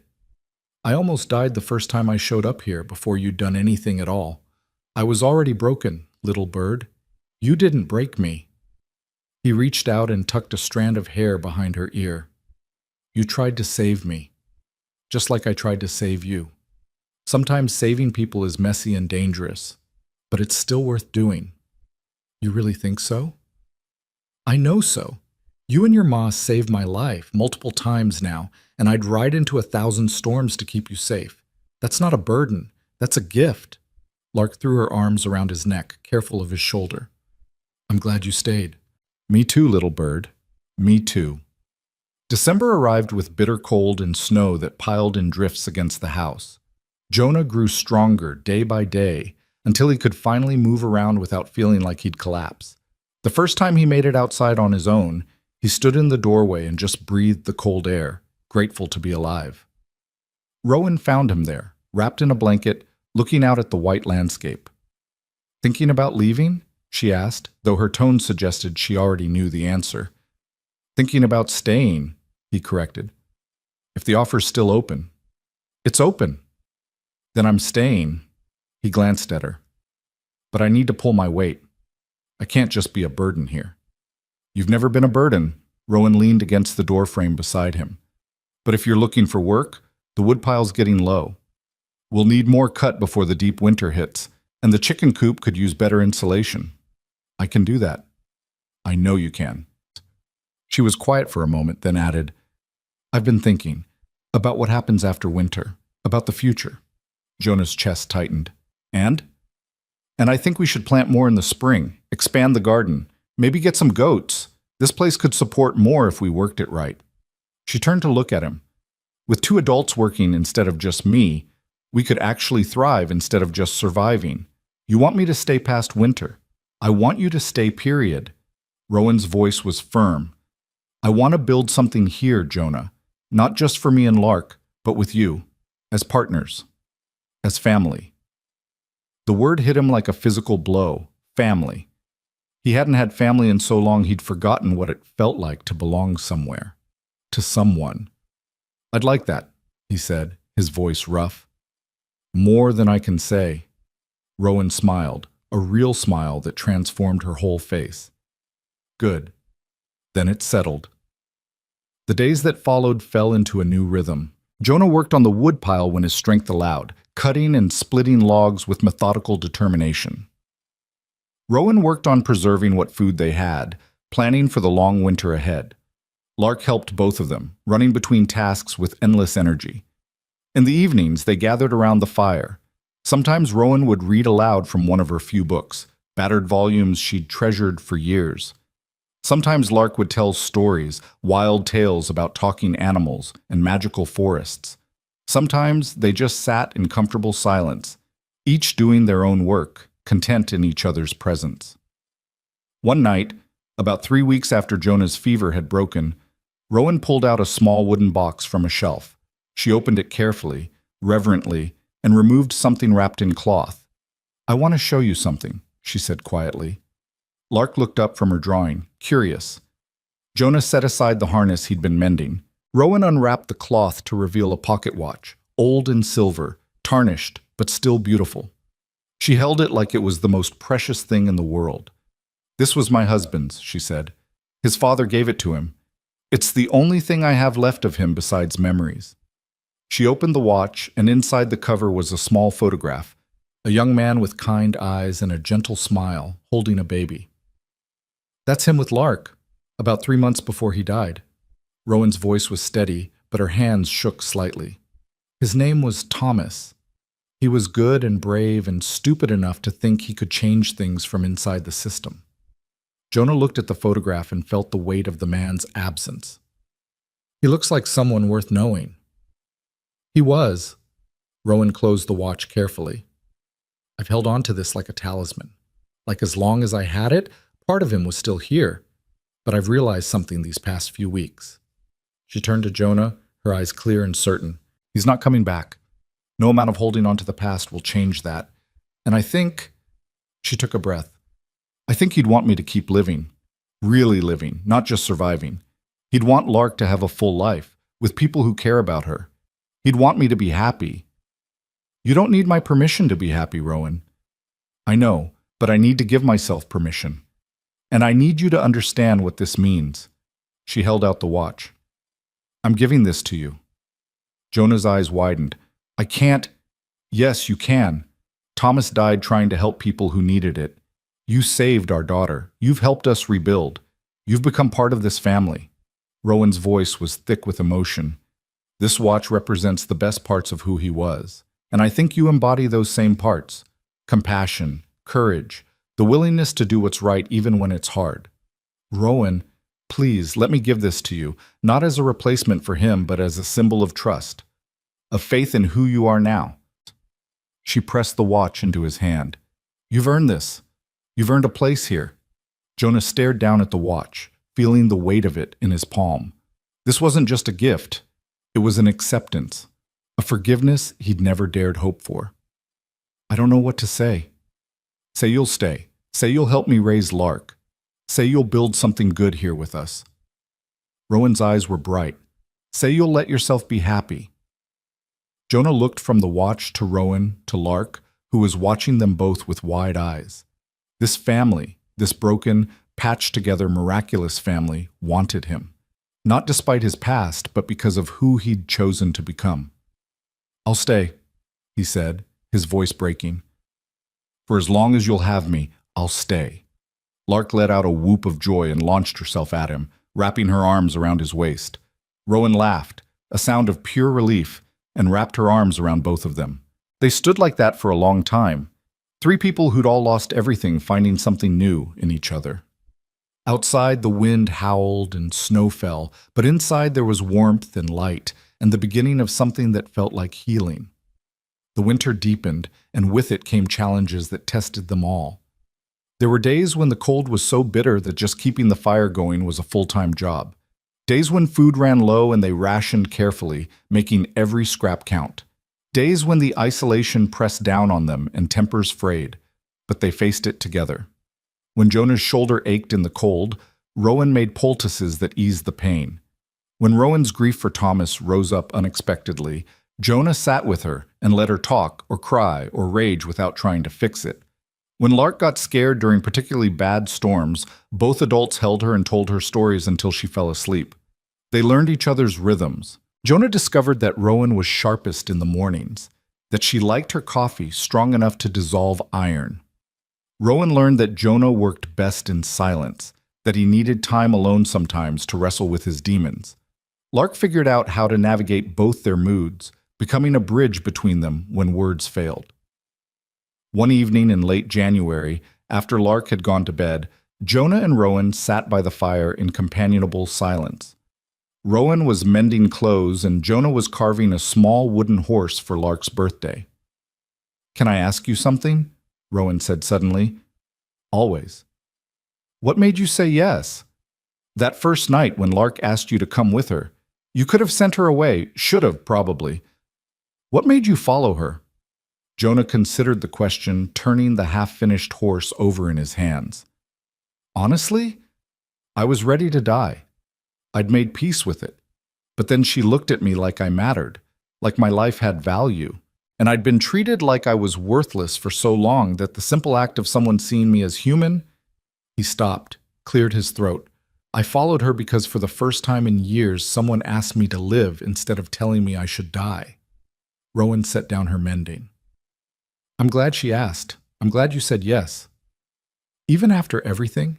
After I brought all my baggage to your door?" "Especially after everything." Rowan moved from her chair to sit beside him on the floor, close enough that their shoulders touched. "You came here broken, and instead of letting that brokenness poison you, you chose to heal. You chose to help. You chose us, every single day, even when I gave you every reason to leave." "You're not an easy woman to leave, Rowan." She laughed softly. "I'll take that as a compliment." They sat in silence for a while, watching the fire. Then Rowan did something that surprised them both. She reached over and took Jonah's hand, threading her fingers through his. "This okay?" she asked quietly. Jonah looked down at their joined hands, her fingers calloused from years of hard work, his scarred from violence and survival. Two damaged people holding on to each other in the darkness. "Yeah," he said, his voice rough with emotion. "This is more than okay." They stayed like that until the fire burned low. Two people who'd survived the worst life could throw at them, finding comfort in each other's presence. Neither of them said what they were both thinking, that this felt like more than friendship, more than partnership, that somewhere along the way, between the arguments and the healing and the shared struggles, something deeper had taken root. But words weren't necessary. The hand-holding said everything they needed to say. February arrived with a thaw, brief but welcome. The snow melted enough that they could check the fences, assess any winter damage, plan for the spring to come. Jonah and Rowan worked side by side, repairing what needed fixing, discussing what they'd plant, where they'd expand. Lark followed them everywhere, chattering about the birds returning, the ice on the creek breaking up, the first shoots of green she'd spotted in the garden. "It's coming back to life," she announced one morning. "Everything was dead and now it's alive again." Jonah caught Rowan's eye over Lark's head and they shared a smile. The child had no idea how right she was. Everything was coming back to life. The land, the animals, and the three people who'd chosen to stay alive together. That night, after Lark was asleep, Rowan came to Jonah's room and knocked softly on the doorframe. "You awake?"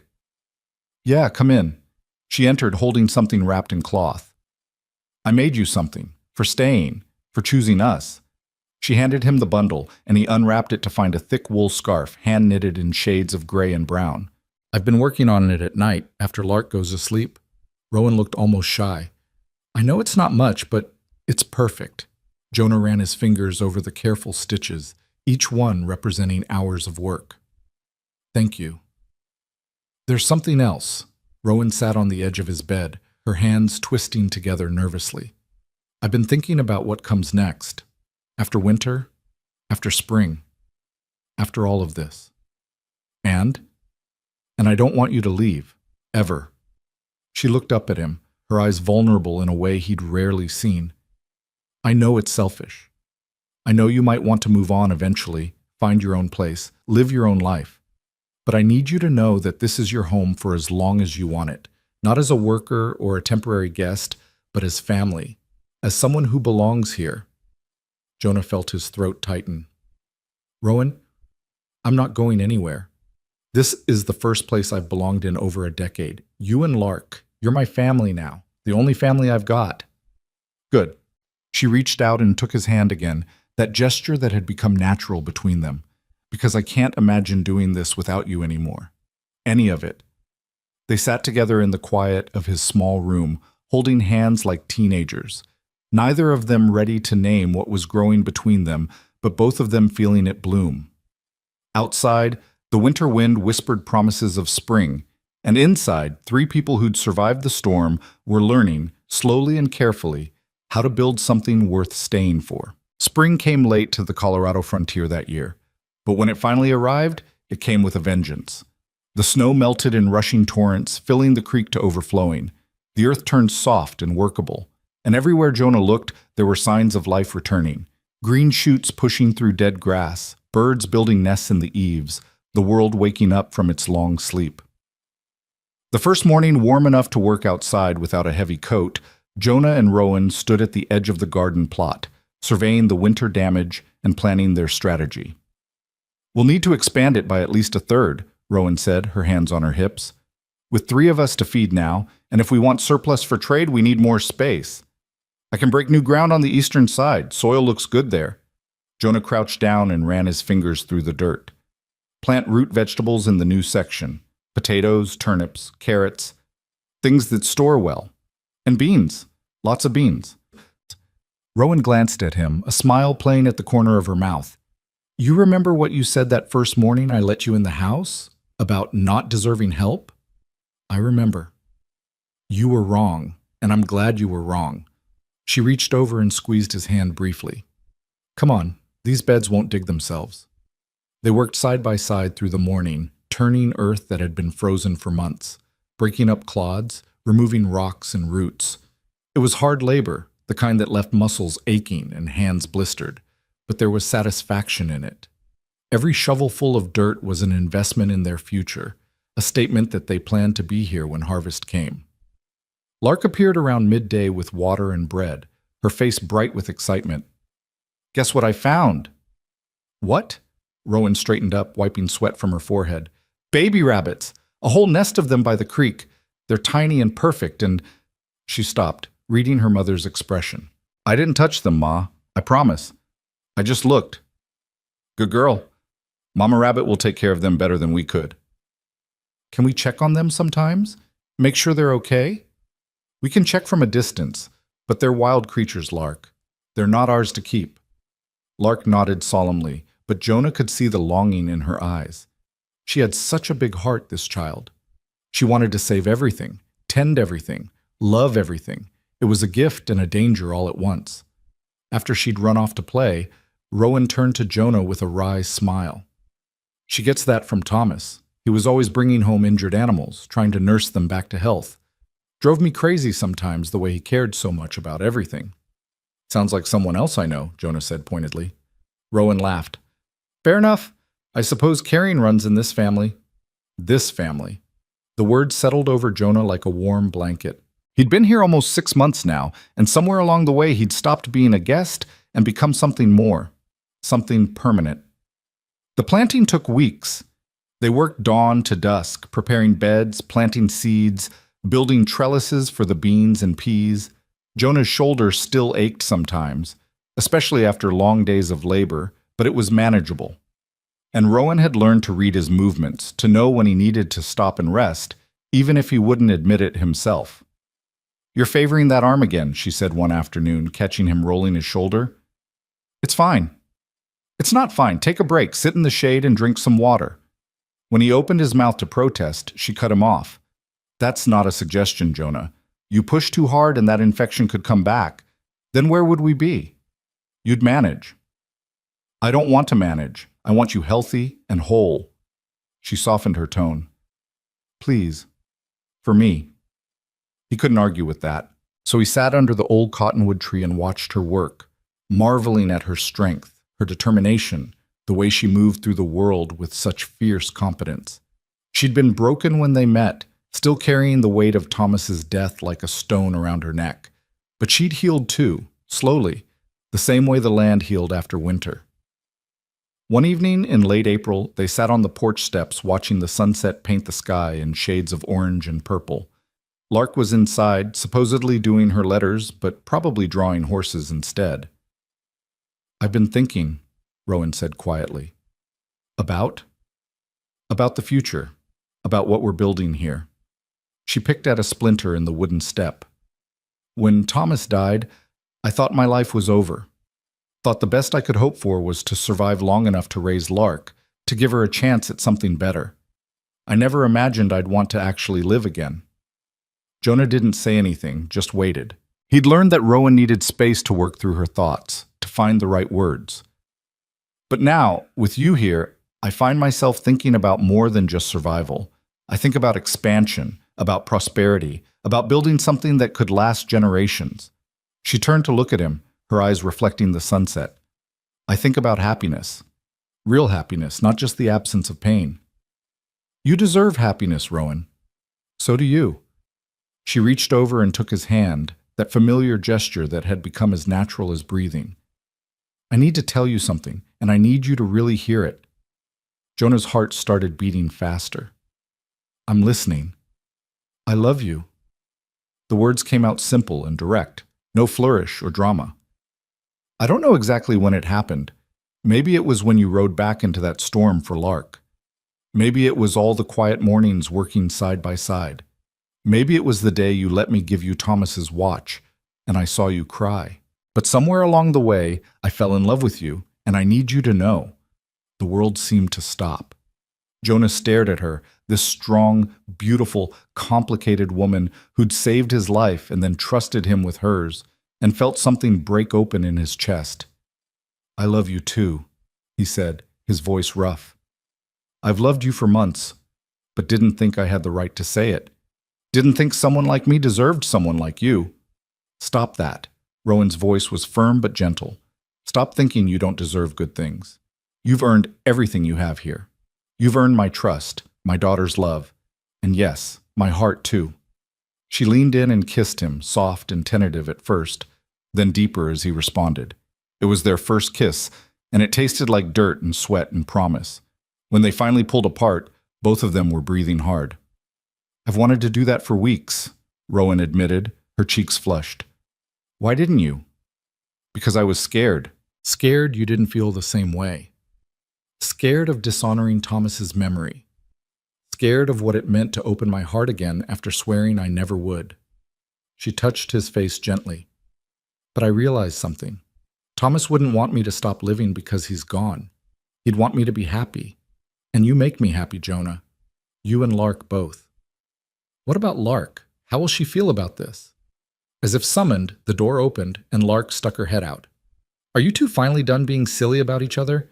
Because it's been obvious for months and I'm tired of pretending not to notice. Both adults turned to stare at her. Lark grinned, looking far too pleased with herself. You knew? Rowan asked. Ma, I'm 8, not blind. You smile at him different than you smile at other people, and Mr. Jonah looks at you like you hung the moon in stars. She came out onto the porch and squeezed between them. So are you getting married, or what? Lark! Rowan's face went bright red. It's a reasonable question. People who love each other get married. That's what you told me when I asked about you and Pa. Jonah couldn't help but laugh. Leave it to Lark to cut straight through all the complicated emotions to the heart of things. We haven't talked about marriage, little bird. Well, you should, because I already told the chickens they're getting a Pa, and I don't want to make them liars. Rowan buried her face in her hands, but Jonah could see she was smiling. He pulled both of them close, this child who'd saved him, and this woman who'd given him a reason to stay saved. How about we take things one step at a time, he suggested. First we get through planting season, then we can talk about the future. Fine, Lark agreed, but I'm telling you right now I want to be in the wedding, and I want to wear something pretty, not just my regular dress. Deal, Rowan said, emerging from her hands. Now go inside and actually finish your letters before bed. Lark skipped back into the house, humming to herself, leaving the adults alone again. She's going to be insufferable about this, you know, Rowan said. I know, and I love her for it. Jonah pulled Rowan back into his arms. But she's right about one thing. I would marry you, Rowan, tomorrow, if you'd have me. Not because we have to, but because I want to. Because I want to build a life with you officially, permanently. Ask me again after harvest, Rowan said softly, when we know we can really make this work. when we've proven we can survive a full year together. You don't trust what we have? I trust it completely. But I also know that love is easy when life is easy. I want to make sure we can handle hard times too, that we can fight and make up, struggle and survive, face whatever comes together. Jonah understood. She wasn't rejecting him. She was being practical, making sure they built something on solid ground rather than just hope and emotion. All right, after harvest. But I'm holding you to that. I'm counting on it. They sat together as the sun finished setting, their hands intertwined, and Jonah felt a peace he'd never known before. This was home. Not just a place, but a feeling, a belonging. The summer came with challenges that tested them in ways the winter hadn't. In late June, a drought settled over the region like a curse. Week after week passed with no rain, and their carefully planted crops began to wilt under the relentless sun. Jonah and Rowan took turns hauling water from the creek, bucket after bucket, trying to save what they could. It was exhausting work that left them both spent by day's end. But they developed a rhythm, working in shifts so one person could rest while the other worked. "We're going to lose the corn," Rowan said one evening, her voice flat with exhaustion. "It's too far gone." "Maybe, but the root vegetables are holding on, and the beans are tougher than they look." Jonah set down his bucket and flexed his aching hands. "We'll save what we can. And if it's not enough, then we'll make it enough. We'll hunt more, preserve everything, trade what we have for what we need." He moved behind her and started massaging her shoulders, feeling the knots of tension there. "We've survived worse than a drought, Rowan." She leaned back against him. "I know, I wanted this year to be perfect, wanted to prove we could thrive, not just survive. We are thriving. Look around.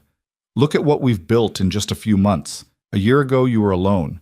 Now you've got help, got support, got someone who'll haul water until his arms fall off to save your crops." "Our crops," she corrected. "Our crops," he agreed, and the word felt good. Ours. Theirs. Together. The drought finally broke in mid-July with a thunderstorm so violent it felt like the sky was trying to make up for lost time. Rain pounded the earth, turning the dry ground into rivers of mud. Lightning split the sky in jagged white lines, and thunder shook the house to its foundations.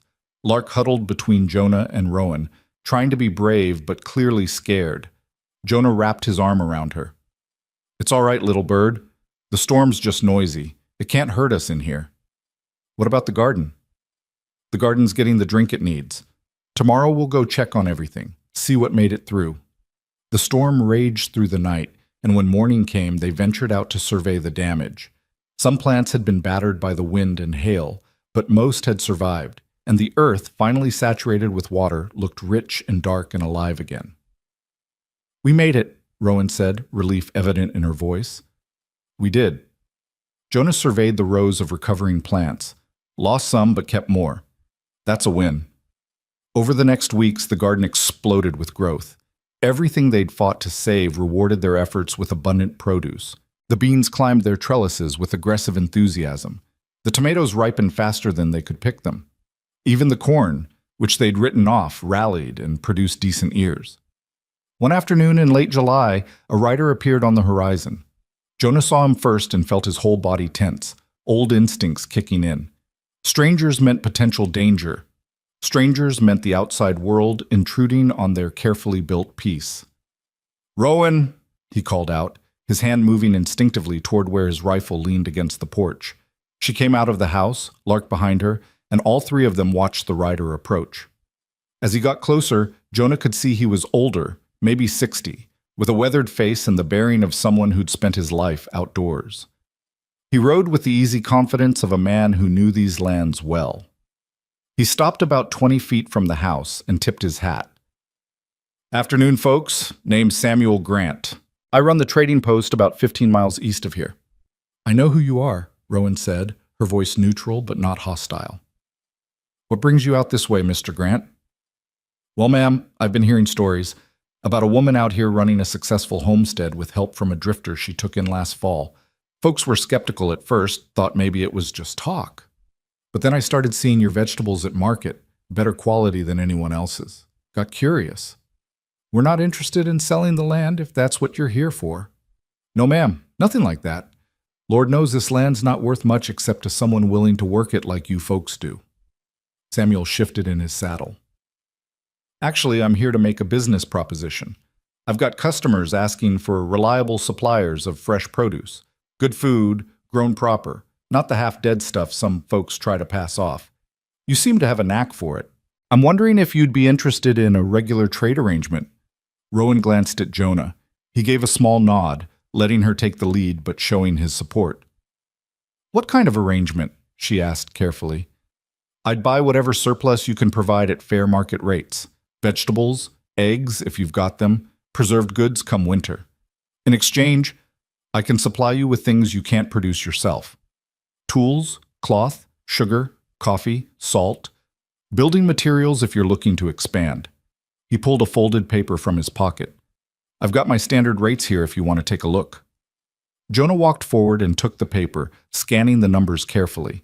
His eyebrows rose. These weren't just fair prices. They were generous.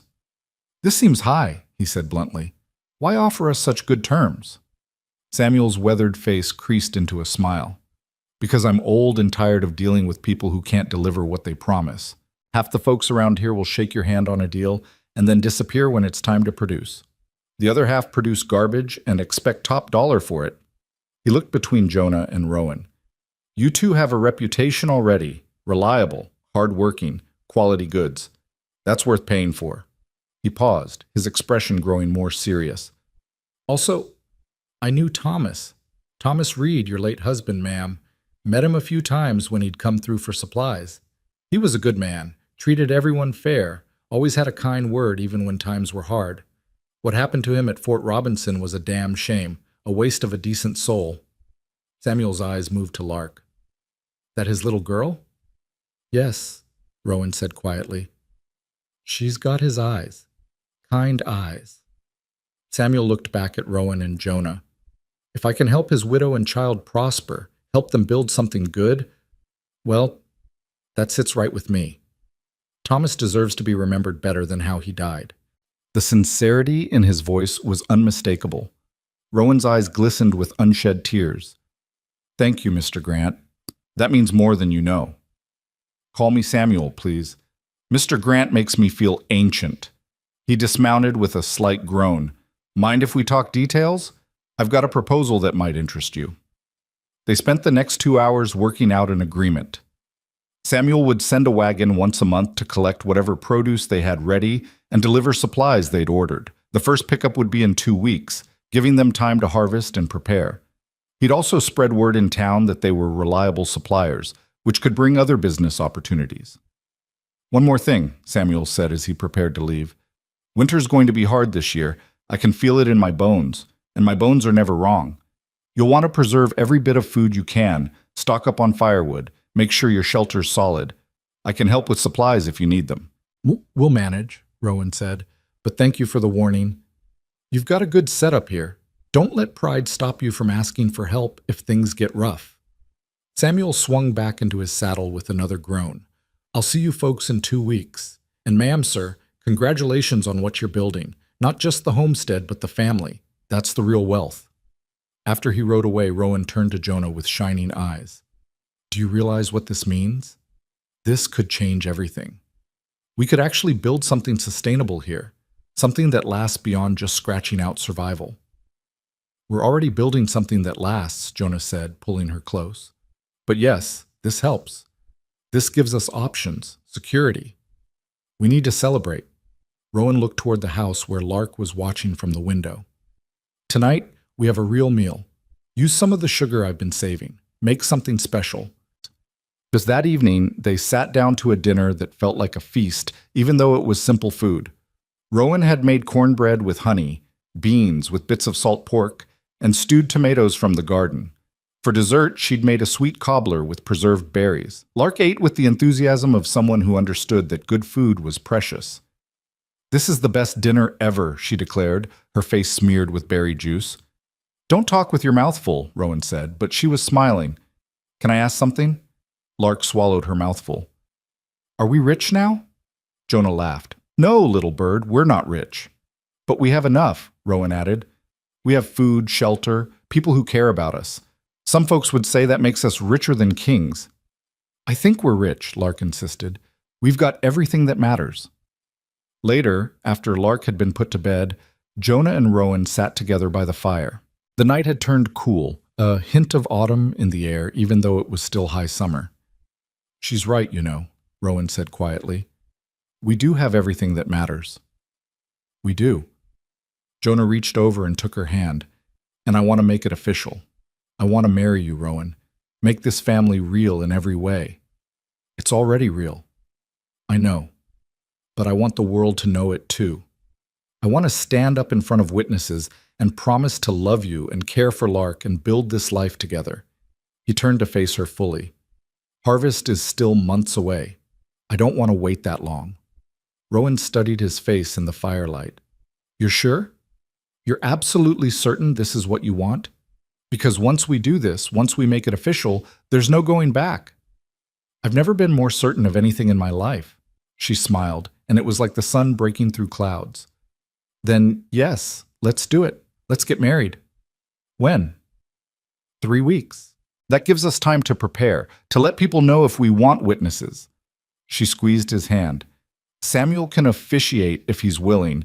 He mentioned once that he was ordained back when he ran a small church. 3 weeks, Jonah repeated, feeling joy bubble up in his chest. I can wait 3 weeks. They told Lark the next morning over breakfast. Her reaction was everything they'd hoped for and more. Finally, she shouted, jumping up from her chair. I've been waiting forever. Can I be in the wedding? Can I wear something special? Can I help plan everything? Yes to all of it, Rowan said, laughing. But first, finish your breakfast. The next 3 weeks passed in a blur of preparation mixed with regular work. The garden still needed tending, the trade agreement with Samuel required careful planning, and daily life continued its demands. But underneath everything was a current of excitement, of anticipation. Rowan took one of her few nice dresses and altered it to fit better, staying up late by lamplight to make the adjustments. Jonah cleaned and pressed his best shirt, polished his boots until they shone, and tried not to feel nervous about the enormity of what they were about to do. Lark was involved in every aspect of the planning, offering opinions on everything from what flowers to pick to what food to serve. Her enthusiasm was infectious, and even Rowan's practical nature couldn't resist getting caught up in the joy of it. Samuel arrived a week before the wedding with the first trade pickup. He was delighted to hear about the wedding and immediately agreed to perform the ceremony. It would be my honor, he said warmly. I'll bring my wife too, if that's all right. She'd love to meet you folks. The more the merrier, Rowan said. The day before the wedding, Rowan's nervousness finally showed. What if I'm making a mistake, she asked Jonah as they worked together in the garden. What if I'm dishonoring Thomas's memory? What if... Stop. Jonah set down his hoe and took her hands. Look at me. Thomas was a good man who loved you and Lark. Do you really think he'd want you to spend the rest of your life alone, grieving, refusing to let yourself be happy? No, she admitted. He'd want me to move forward, to live. Then that's what you're doing. You're not replacing him, Rowan. You're not forgetting him. You're just choosing to keep living, to build something new while still honoring what came before. He touched the pocket watch in his vest pocket. You gave me this. His watch. That told me everything I needed to know about how you feel, about what you're ready for. Rowan's eyes filled with tears. I do love you, Jonah. So much it scares me sometimes. I love you too, and tomorrow we're going to stand up and promise to face whatever comes together. Whatever fears we have, whatever doubts, we'll work through them. Together. She kissed him then, long and deep, and when they pulled apart, she was smiling again. Tomorrow, she said, tomorrow we become a family in every way that matters. The wedding day dawned clear and beautiful, the sky a brilliant blue without a single cloud. Jonah woke early, too nervous to sleep, and spent the morning making sure everything was perfect. He swept the porch, arranged chairs, picked wildflowers that Lark had designated as acceptable decorations. Samuel arrived mid-morning with his wife Martha, a round woman with kind eyes and a warm smile. She immediately took charge of the food preparations, working alongside Rowan in the kitchen while Samuel kept Jonah company outside. Nervous? the older man asked. Terrified, Jonah admitted. That's normal. I was shaking so hard during my own wedding I could barely get the words out. Samuel chuckled. But it's good terror, the kind that means you understand how important this is. I don't want to fail her. I don't want to let her down. Then you won't. It's that simple. Marriage isn't about being perfect. It's about showing up every day and choosing each other, even when it's hard. Especially when it's hard. Samuel clapped him on the shoulder. You've already proven you can do that. Everything else is just details. The ceremony was set for early afternoon when the light was soft and golden. Rowan emerged from the house wearing her altered dress, simple but beautiful, with Lark beside her in a dress that Martha had somehow produced from her wagon. A pretty blue thing with white trim that made the child look older than her 8 years. But Jonah only had eyes for Rowan. She was radiant, her hair loose around her shoulders instead of in its usual practical braid, her eyes bright with emotion. When she took his hand, he felt his nervousness disappear, replaced by absolute certainty. Samuel opened a worn Bible and began, We're gathered here today to join these two people in marriage. Now, I knew Thomas Reed, Rowan's first husband, and he was a fine man. A man of conscience who died trying to do right in a world that often punishes such things. And I believe with all my heart that Thomas would approve of this union, that he'd be glad his wife and daughter found someone good to stand beside them. Rowan's hand tightened in Jonah's, and he saw tears on her cheeks. Marriage is a covenant, Samuel continued, a promise to stand together through whatever comes, joy and sorrow, plenty and want, health and sickness. It's choosing every single day to love and honor and care for each other even when it's difficult, especially when it's difficult. He looked at Jonah. Jonah Hale, do you take this woman to be your wife? Do you promise to love her, protect her, stand beside her for all the days of your life? I do. Jonah's voice was clear and strong. With everything I am, I do. And Rowan Reed, do you take this man to be your husband? Do you promise to love him, support him, build a life together for all the days of your life? I do. Rowan's voice wavered but didn't break. I absolutely do. Then by the power vested in me, I pronounce you husband and wife. Jonah, you may kiss your bride.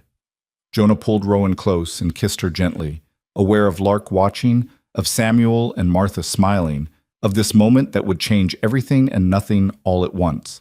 When they pulled apart, Lark was cheering and Martha was crying happy tears, and Samuel was beaming like a proud father. Ladies and gentlemen, Samuel announced, I present to you Mr. and Mrs. Jonah Hale. The celebration that followed was simple but joyful. Martha had brought a small cake, a luxury that made Lark's eyes go wide.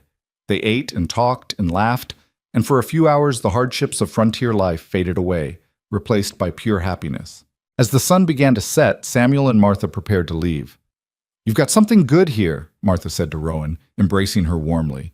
Hold on to it, nurture it. Don't let the hard times steal your joy.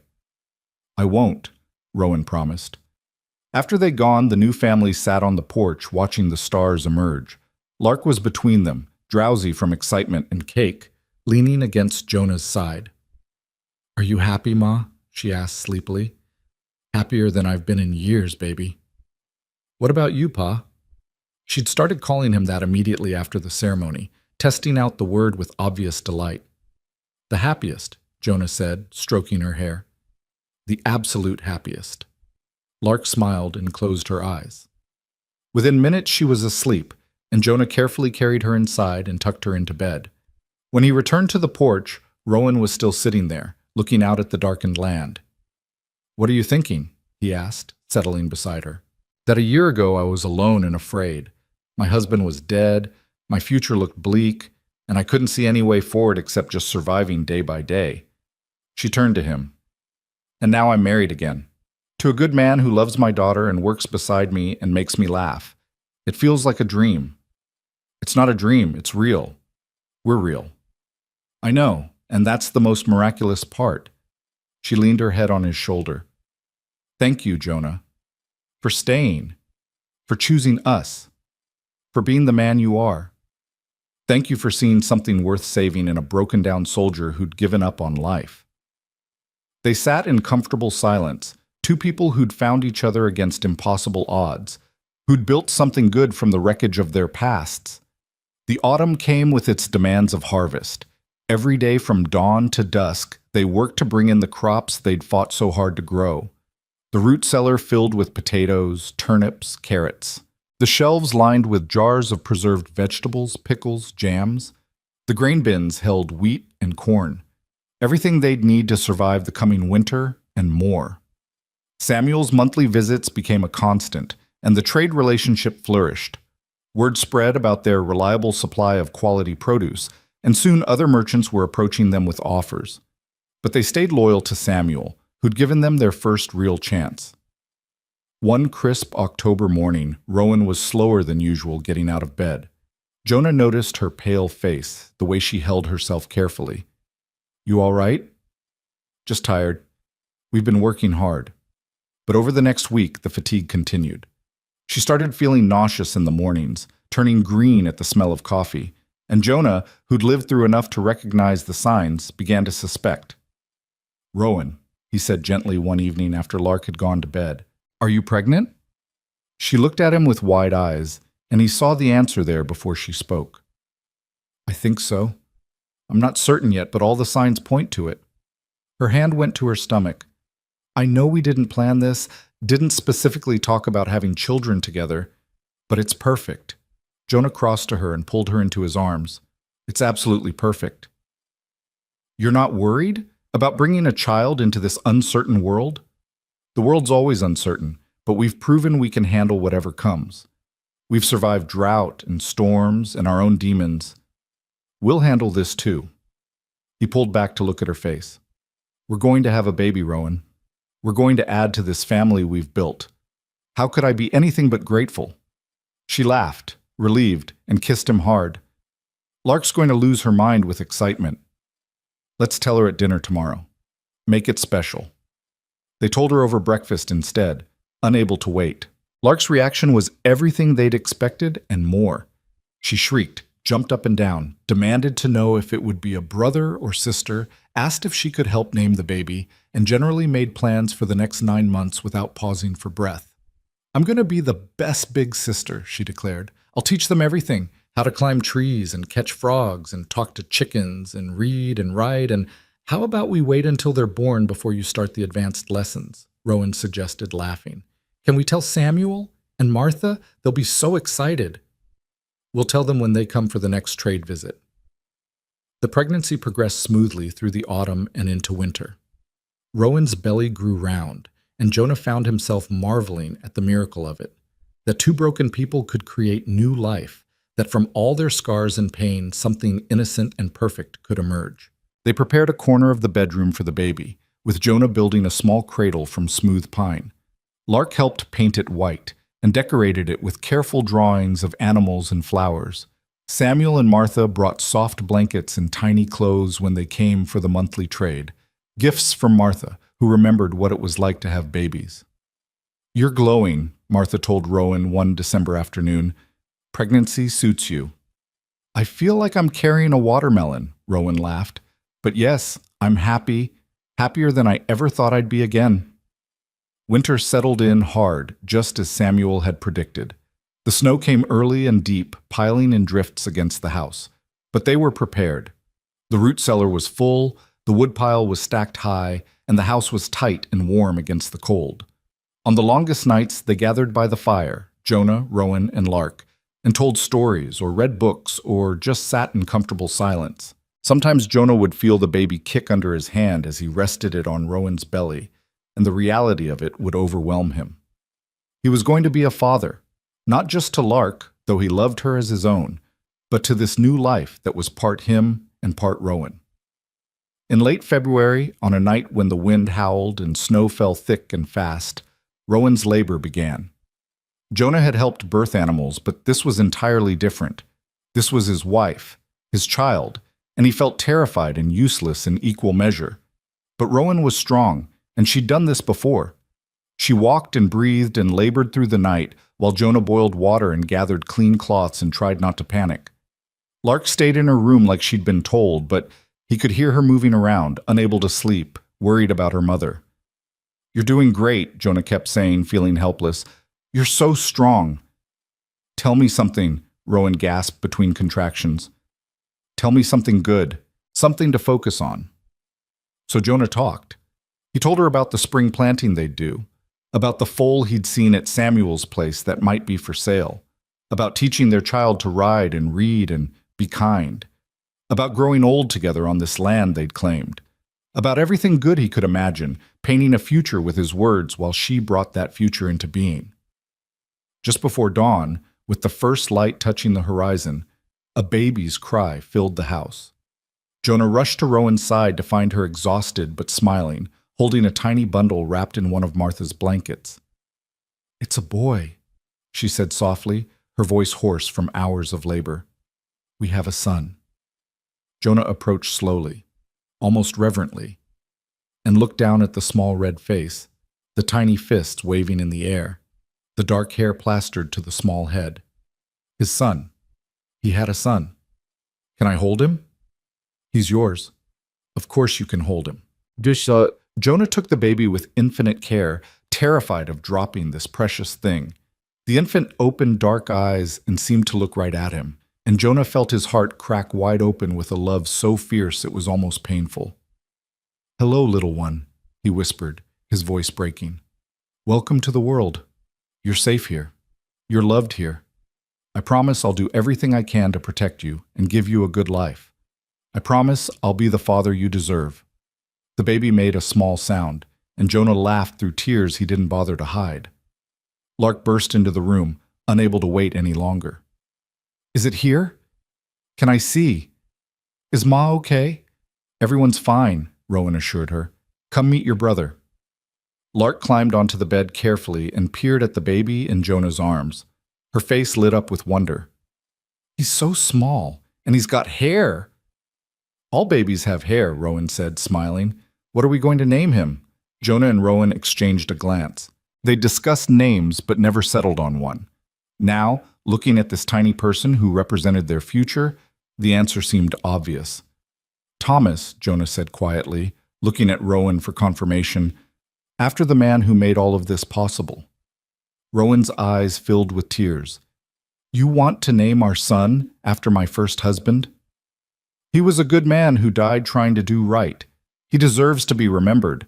And maybe this Thomas will grow up to be just as good, but with the chance to live a long life. Jonah touched the baby's soft cheek.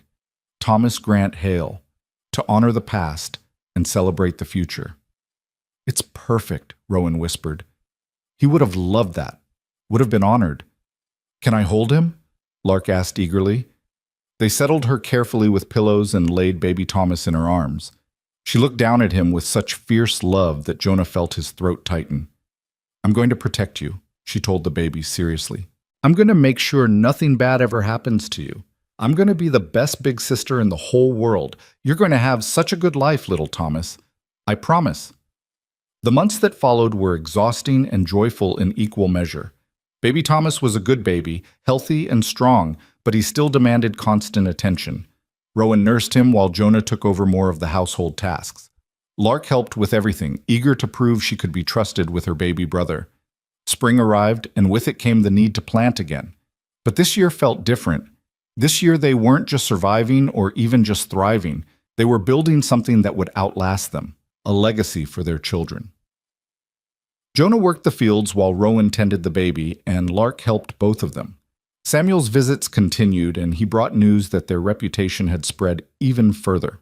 People were asking specifically for produce from the Hale homestead, willing to pay premium prices for the quality they'd come to expect. You've built something special here, Samuel told them one afternoon, bouncing baby Thomas on his knee while Martha chatted with Rowan. Most folks out here are just trying to get by. You're actually prospering. That's rare. We've been blessed, Rowan said, and Jonah knew she meant it in every sense. Blessed with good land, hard work, and each other. By summer, they'd expanded the garden yet again, and Jonah had built a proper chicken coop that could house twice as many birds. They acquired the 2 dairy goats they'd talked about, and Lark took charge of them with typical enthusiasm, naming them Daisy and Belle and treating them like pets. One warm July evening, Jonah stood at the edge of their property, looking out at everything they'd created. The house was larger now, with proper rooms for each child. The barn stood solid and strong. The fields stretched green and productive. Chickens clucked contentedly in their coop. The goats grazed peacefully in their pen.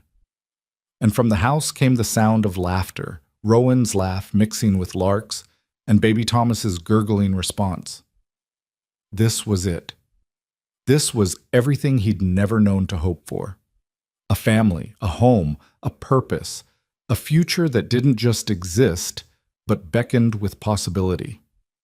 Rowan came out to join him, Thomas on her hip. "What are you thinking about?" she asked. "About how I almost missed all of this. How close I came to dying that day at the trading post, never knowing any of you, never experiencing any of this." He wrapped his arm around her shoulders. "About how grateful I am that a barefoot little girl decided a dying stranger was worth saving."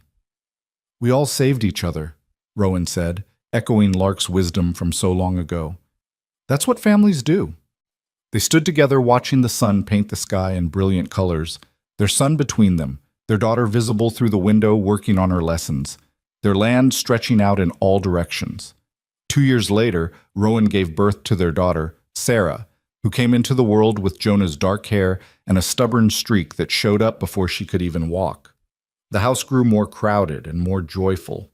Lark, now 12, was less child than young woman, helping run the household with quiet competence that made both parents proud.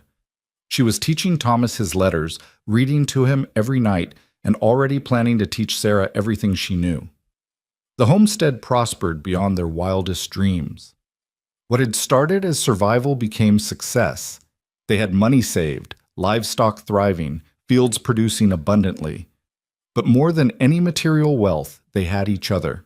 And on quiet evenings, when the work was done and the children were settled, Jonah and Rowan would sit on the porch they'd expanded twice now and marvel at the life they'd built. "Do you ever think about how we got here?" Rowan asked one such evening. "All the time. Sometimes I still can't quite believe it's real." "What part?" "All of it. That you love me. That these children call me father. That I get to wake up every morning in this place we've built together." He took her hand. "That I'm happy. After everything, after all the pain and loss and mistakes, I'm actually genuinely happy." "Me too." Rowan squeezed his hand. 5 years ago, I thought my life was over. Thought the best I could hope for was to survive long enough to raise Lark. And now you have 3 children, a thriving homestead, and a husband who loves you more than anything in the world." "And now I have everything," she agreed. They sat in comfortable silence, watching their children play in the yard. Thomas was helping Sarah catch fireflies, their laughter ringing out clear and bright. Lark was reading under a tree, but she looked up occasionally to smile at her siblings. This was what grew after fire, Jonah thought. Not just survival, but life in its fullest, richest form. Love that endured. Family that stayed. Hope that refused to die no matter how much darkness tried to smother it. He'd been a broken man when Lark found him, ready to give up, seeing no reason to keep breathing. But she'd asked him to meet her mother, and he'd said yes, and that single decision had led to all of this. Sometimes salvation came quietly, in the voice of a child. Sometimes healing happened slowly, over seasons of shared work and growing trust. Sometimes family wasn't about blood, but about choice, about who you decided to stand beside when the storms came. And sometimes, if you were very lucky, you got a second chance to become the person you should have been all along. Jonah Hale had taken that chance, and in taking it, he'd discovered that broken things could be mended, that lost souls could be found, and that endings could become beginnings if you were brave enough to keep going. The stars came out one by one, brilliant against the darkening sky. The children's laughter faded as bedtime approached. Rowan leaned her head on Jonah's shoulder with the ease of long familiarity, and Jonah thought about that barefoot little girl who'd appeared out of nowhere one dusty evening and asked a dying stranger a simple question. "You look tired, mister. Want to meet my ma?" That question had saved him. His answer, that weary, hopeless yes, had given him everything, and every day since he'd been grateful for both.